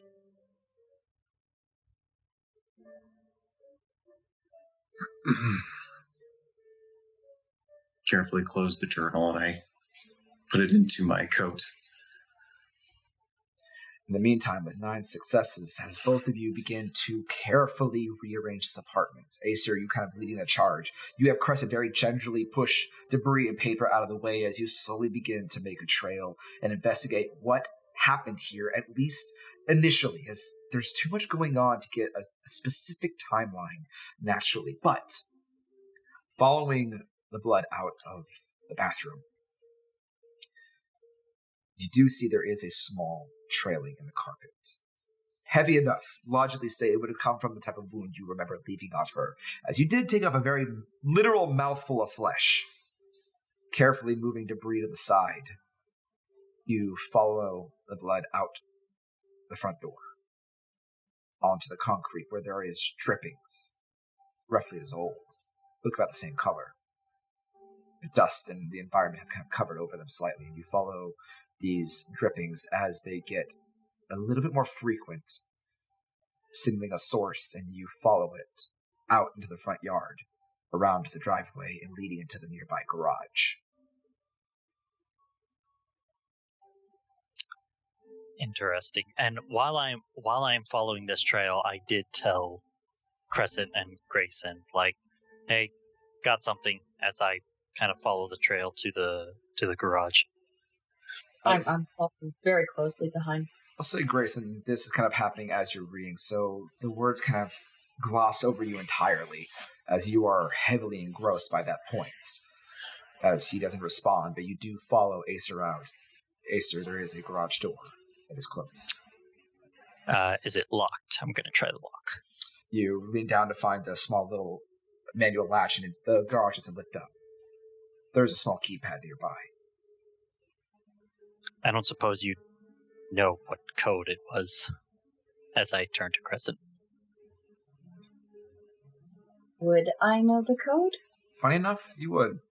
But you can never enter it, unfortunately. Alright, then I will convey the code to Acer, even though technology exceeds me. I'll go ahead and punch it in. It's a quick 4 digits. The day Medico and Crescent met. The garage. How adorable that is if we weren't in danger right now. The door. A mechanical noise pulling a rusty garage door up and over. Where you can see Medico's car parked in the garage and blood coming out from the driver's side. Kind of glancing at the car, you can see that her upholstery is stained in the driver's seat, where it appears that she had tried to rush home. Kind of taking all the information that you see at once, you get a pretty accurate image of what may have happened initially. Medico left the facility, obviously injured, in a panic. The door is still unlocked and slightly open, meaning that she sped home quickly with hurry and purpose, the blood in her seat showing the wound was bleeding pretty bad. But not deathly, she could still drive, obviously. She gets inside, she parks, she stumbles out of her car with a slight smearing of blood and a handprint on the cement. And she makes her way out the front, into the front door, where she goes inside and she treats her wounds. Fuck did you do, Acer? I told you I wasn't in control of myself. Yeah, but this? This is more than just me. I mean, yes, I ended up biting into her, but it wouldn't have done this. You know what? Just... if we could fucking find her, that'd be great. At this point, Grayson, you can hear them shouting out in the front yard. Mainly Crescent shouting. I'm going to immediately turn and stop at the door as I look back to the mirror. And as you look at the mirror and slowly make your way towards the front door, you'll notice, now that Acer and Crescent have kind of picked through this room, and things have now been a little bit more orderly, at least pushed out of the way, Medical has more than one mirror. There was a mirror in the hallway. It's shattered. There's a small mirror in the living room. Oh, you would assume that someone would check themselves before they leave, also. Shattered. Seems every reflective surface has been destroyed. Mirrors. What does this have to do with mirrors? Let me keep that in my mind for now. See if there's anything in my books maybe that talks about mirrors, if they have any further significance. But for now, just kind of taking in my surroundings, just trying to mentally take notes of, especially that I'm seeing blood sorcery in here, or at least parts of blood sorcery in here, is very concerning. After kind of picking through much of this home, you know Medico's a witch, studying the occult. So it's not really a surprise that she would have occult resources, but the problem that baffles you, it's like this was practice. Uneducated, unguided practice. The chaos in this home, the symbols scrawled on walls, the massive circle in Medico's room, the way this journal looks, the frantic old books and painted notes on the ground. It's like she was experimenting, but with reckless abandon. Desperate. Or fanatic. Curious? all these, you get a lot of sense of emotions just by the way this room looks. Now that you understand that their occult was heavily practiced here, at least for a short time, it's almost like two minds were trying to find something at the same time. So this wasn't just her. Something else. Before I head out to the garage, I'm going to go over to the front door. I'm going to close it. I'm going to lock it, and I'm going to close the sliding glass door. I'm basically going to make it so that it seems like less likely of someone being here. Okay, so you lock everything up before you leave. Definitely. Okay. You make your way out the backyard after you can't jimmy the back door closed and make out the front gate. As you can see, the garage is still opening, where Crescent has definitely been talking to Ace in a very excited tone, to say the least. There is one other thing. Okay. Would I know how old the symbols are? How old they are? Are you looking in general or something specific? Just of when they were placed. Or when they were Is drawn? it possible? Yes. Is it possible to maybe gauge how much energy was left in the sigils?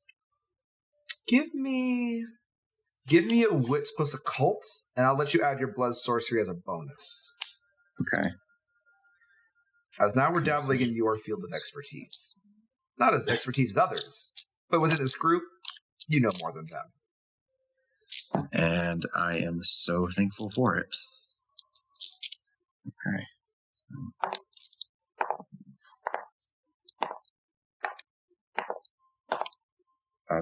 Okay, finally, first crit of the day. 5 successes. 5 successes. With your sense of the unseen and your knowledge of magic. Magic that is drawn typically begins drawing intention, which is kind of the root of all magics, pretty quickly.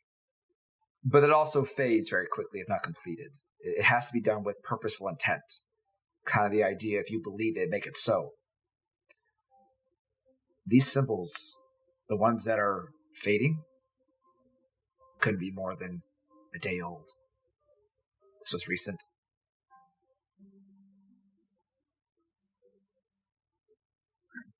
Okay, we have time. We have time to pick up the trail. We have something. Okay. And with that, I'm heading over to the garage and meeting up with Acer and Crescent. You two may continue then, as you do notice Grayson come around the corner in the midst of your arguing. Look, it's obvious that she got possessed by her little ghost friend. We have to figure out how to track that. How do we even deal with ghosts? Crescent, I have a question for you. What? That dream with Enzo that you're having. Where was he? It wasn't a dream. It was what Sebastian said. He's in the sewers, being chased by something that can't be seen, and every single time that he leaves an area, it is cold enough to frost the ground below him. And that's when I take out the journal and I flip it to the page of the tunnel. Is that this? Give me an intelligence plus streetwise, Crescent. And I forget, do you have any advantages that involve you knowing the city pretty intimately? No, I do not. Okay, I'll say for this then, give me an intelligence plus streetwise, and I'll give you a +1. As I do know that we did talk about a lot of your history being much of an urban trekker in your mortal days, so to speak. Yeah. Question. Yes. Since my first haven was essentially a semi-abandoned subway, I assume I would scope out like several different places. Would I know that place? You can assist Crescent or make an intelligence plus streetwise. I don't have a lot of streetwise, so... Well, for you, because you did do a lot of surveying. I'll say for you, since you're so thorough, yours would be intelligence and investigation. I will take that. So you both can make your own rolls then. I have 3. 3 successes, okay. 1, 2, 3, 4. 4. So the way I made you guys roll, you guys see different information. Starting with Acer. This tunnel doesn't look like a subway tunnel. In fact, it looks really old, and you don't really have seen it before, but you don't get a sense that it's new. Looking at around the way kind of the architecture is of it, this is something that if you had seen it passing, you'd want to stay away from, because you get the sense that these kind of tunnels are like old train tunnels, old caverns. Seattle has a very large history of being built on top of ruins because it's been constantly drowned out. These are areas you'd want to stay away from, knowing that it could be potentially dangerous or structurally unsound. So you would have moved past these areas. But it does not lead to any type of main subway or sewer that you would think of, at least based on what the image looks like. Though it is modern enough, as there appears to be a slight caution sign that's been bent in the image. But Crescent, with 3 successes, that is just enough. You may not have seen this specifically. You've never been here. But there is a known hobby in Seattle where you've heard word of mouth of this in your mortal days, though you were never quite, unfortunately, brave enough to try it yourself when you were mortal. And that's of catacomb hunting.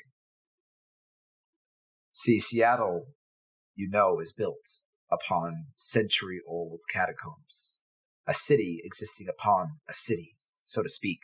However, those catacombs have been known to be very dangerous, heavily broken down, twisting and turning, and pitch dark. But that doesn't stop curious teenagers or ambitious YouTubers from packing up as many flashlights and food that they can and trying to find the lost entrances to the city beneath the city. And this looks like it could potentially be like one of those. As there's definitely areas where there's old train paths that used to lead to the city that have been long since caved in and broken, and potentially leading other interesting areas to be explored. Judging by the small bits of graffiti you can see on the outer walls of this supposedly concrete image, this has been seen before. Someone else has been here before, and potentially could be a catacomb entrance. Acer, though, you might be able to pick an image like this out, given some time. As you definitely did some heavy exploring. And with that roll, I'll say it won't be too hard for you to find. You just need more resources at your disposal at this second. Based on what you told me, I think I actually have a really backwards way of finding out where it is. Okay. But I need Crescent to actually say the information that she is thinking of. If not, Acer can't get the idea. So, Crescent, do you share your information? No, I imagine that I would probably point to the picture and be like, these look like the catacombs, right? Does anybody know this entrance? Catacombs? Like, yeah, the underground? That's it. That's what it is. Okay. And he actually pulls out his phone and brings up like a Google Maps, and he starts pinning all the places that are subway entrances and sewer systems.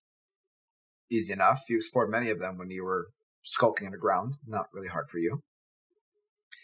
Okay. Look, catacombs aren't going to be anywhere on these dots. So process of elimination. If we don't need to go to these places, and I'm assuming these catacombs are usually built like what, on the outskirts of the city? More inside? Like where are these catacombs like usually built? With your roll, Crescent, you know that it's both.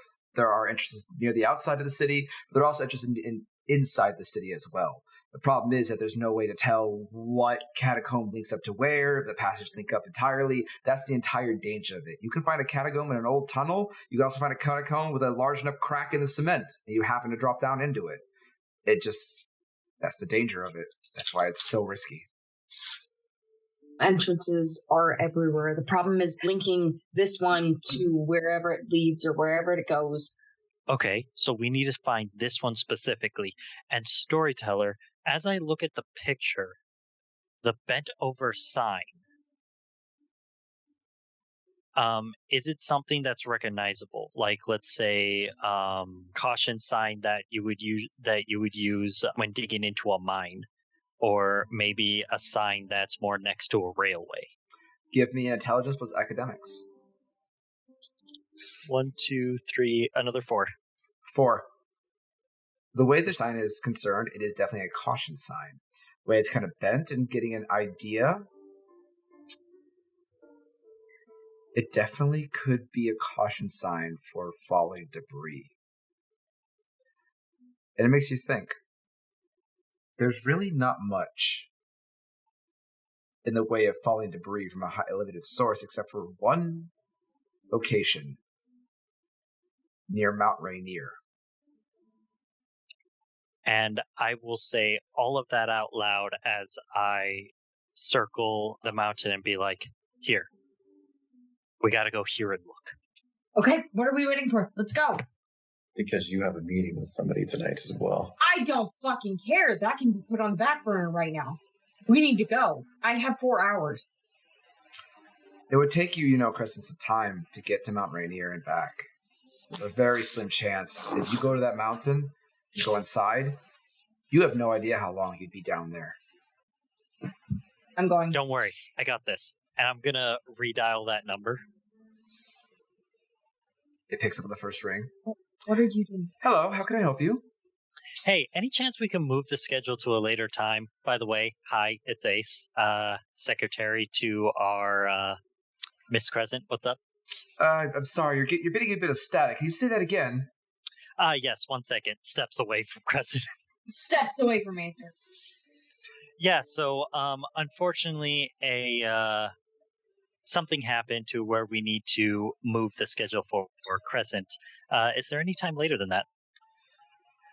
Oh dear, rescheduling can always be a problem in these circumstances as Miss Alexa's very busy. Go ahead and give me a charisma plus persuasion. Oh, no! All right, let me see. Charisma, and I'm pretty sure my persuasion is a 0. It is. Let's have some fun. Tell her that if she wants a meeting with the La Sombra, that she needs to wait. I'm going to repeat that. Miss Crescent is heavily insisting that if the meeting with the La Sombra is to go through, that we need she cuts more you time. off. Is that? I understand this is probably very stressful. You can hear almost like a high-pitched tone in her voice. Go ahead and +2 bonus to that. A +2? Yes. Okay. I'm going to use a willpower to re-roll. It's a 2. 2 successes? 2 successes. Okay. You hear a long sigh of flipping. You hear some muffled voices of another female voice in the background. Miss Alexis is very busy and is not really able to make a lot of adjustments very easily. However, since she can hear most of my conversations, just for the sake of quality assurance, she wants a guarantee that if we reschedule this, you're not going to waste your time further. So the next meeting that we make, it better be upheld, or this offer may disappear. I'm going to look to Crescent really quick, and I'm just going to be like, we should probably make it pretty far away, maybe 2-3 days to a week, just in case. I can't. I'll tell you what. Can you get a confirmation from your employer that she will guarantee the next meeting without fail? I'm going to look at Crescent. Can you guarantee the next meeting without fail?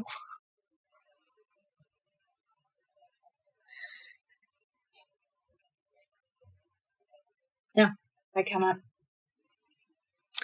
Okay, so it looks like we're just going to have to straight up cancel. We'll call you next time.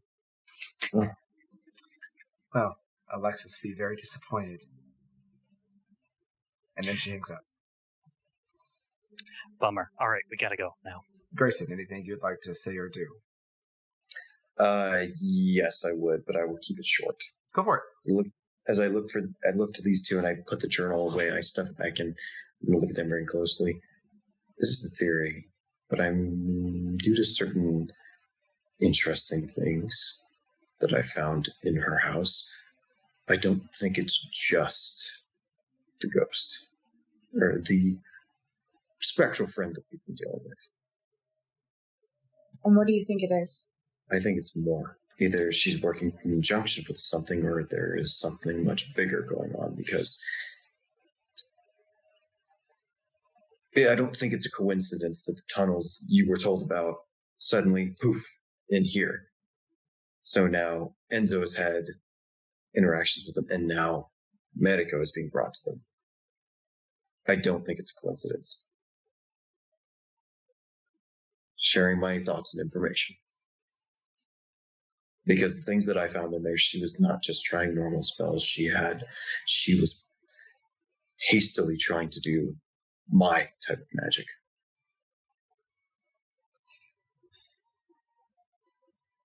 Look, I don't mean to be that guy, but we can definitely talk about this while we're heading down there. I agree. I already locked up the house. We should get going. Yeah. And I have to ask because I do not know how to handle a freaking specter. Does anyone know how to deal with that? Not yet. No. Can you call your sire? I can try, but... Please. I can try. We'll do it on the way. Let's go. Agreed. And I'm going to get into the truck, or get into the van with Acer. Crescent, as both your companions enter the van, the bright lights illuminating you, casting a darkened shadow over Medico's home. What are you thinking about right now as you slowly mount your bike? Anger that I wasn't there, that she's been going through this by herself. Anger towards whatever is doing this to her. And then just absolute panic towards the situation. Towards if she's going to be okay and her well-being that she's going through right now. And for the first time, probably a little bit of like humanity coming through. That empathy.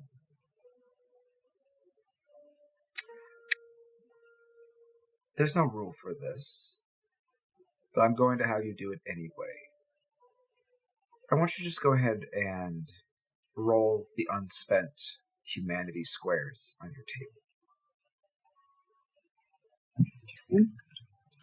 I believe all the unspent? All the unspent ones. I believe that's 6, because I'm at 4. So roll 6 die. Get yourself a humanity. Let's see. Could be, actually. Good point. 9, a 9, a 6, a 2, 4 successes plus another one. It's another 9! So 4 successes. 4 successes. Wait, 6, 4. And you roll one more. And another 9. 5 successes. So that's actually 5 successes, yeah. The fun thing about a cup that's been emptied, it's fairly easy to fill when you think hard enough on it. There's a small spark in you. You feel you've gotten very quickly used to the numbness as you get on your bike, the van following you as you begin peeling out onto the main road, onto the highway. That numbness begins to fade a little, and you feel sadness and anger. And if your heart was still beating, you would know what that tightness would be like. It's you have worry. You have to go now. You have to help her. You don't know what's going on, but something's not right. But with that sting, you feel bloody tears begin to build up in the corner of your eyes, whisked away by the wind chill. You're a monster. You're a monster to put her through this. Everything you touch, you destroy. Every person you've been around winds up dead or worse. Even someone like Enzo. Now he's gone. You didn't even care that much, or do you? It's always in the middle there.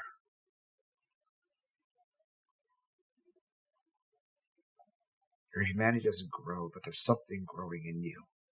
You're fighting your back way to feel, but with it, you feel a foreboding warning. Just because you stopped feeling doesn't mean it was still happening. And as a little bit of you begins to wake up and feel, it's a warning. As you get that humanity back, as your humanity begins to grow once again, and you choose to nurse this small little ember of feeling, the bad's going to come with it. The pain, the guilt, the fear, the insecurity, all those pesky human emotions. Such a problem for you. It would be so much easier not to feel, wouldn't it? But for now, you cradle that little flame of humanity against the cold, biting wind as you look up. Bloody tears still falling down your cheeks, whisked away by the wind, as you can see the darkened and snowy coverage of Mount Rainier off in the distance. And for now, we pull away from our story. Thank you so much for joining us tonight. For surviving the sessions, our coterie does gain 1 experience point, so kudos to them. Da-na-na-na. EXP. Ow. But for now, thank you all so much for joining us for another riveting story. And we'll get to see where this leads us down deep in the dark. How long will our coterie stay there? What will they find in their efforts to save Medico from whatever may have bewitched her? All those questions and more will be answered. But what secrets will they find? Until next time. Always. Good night, everyone.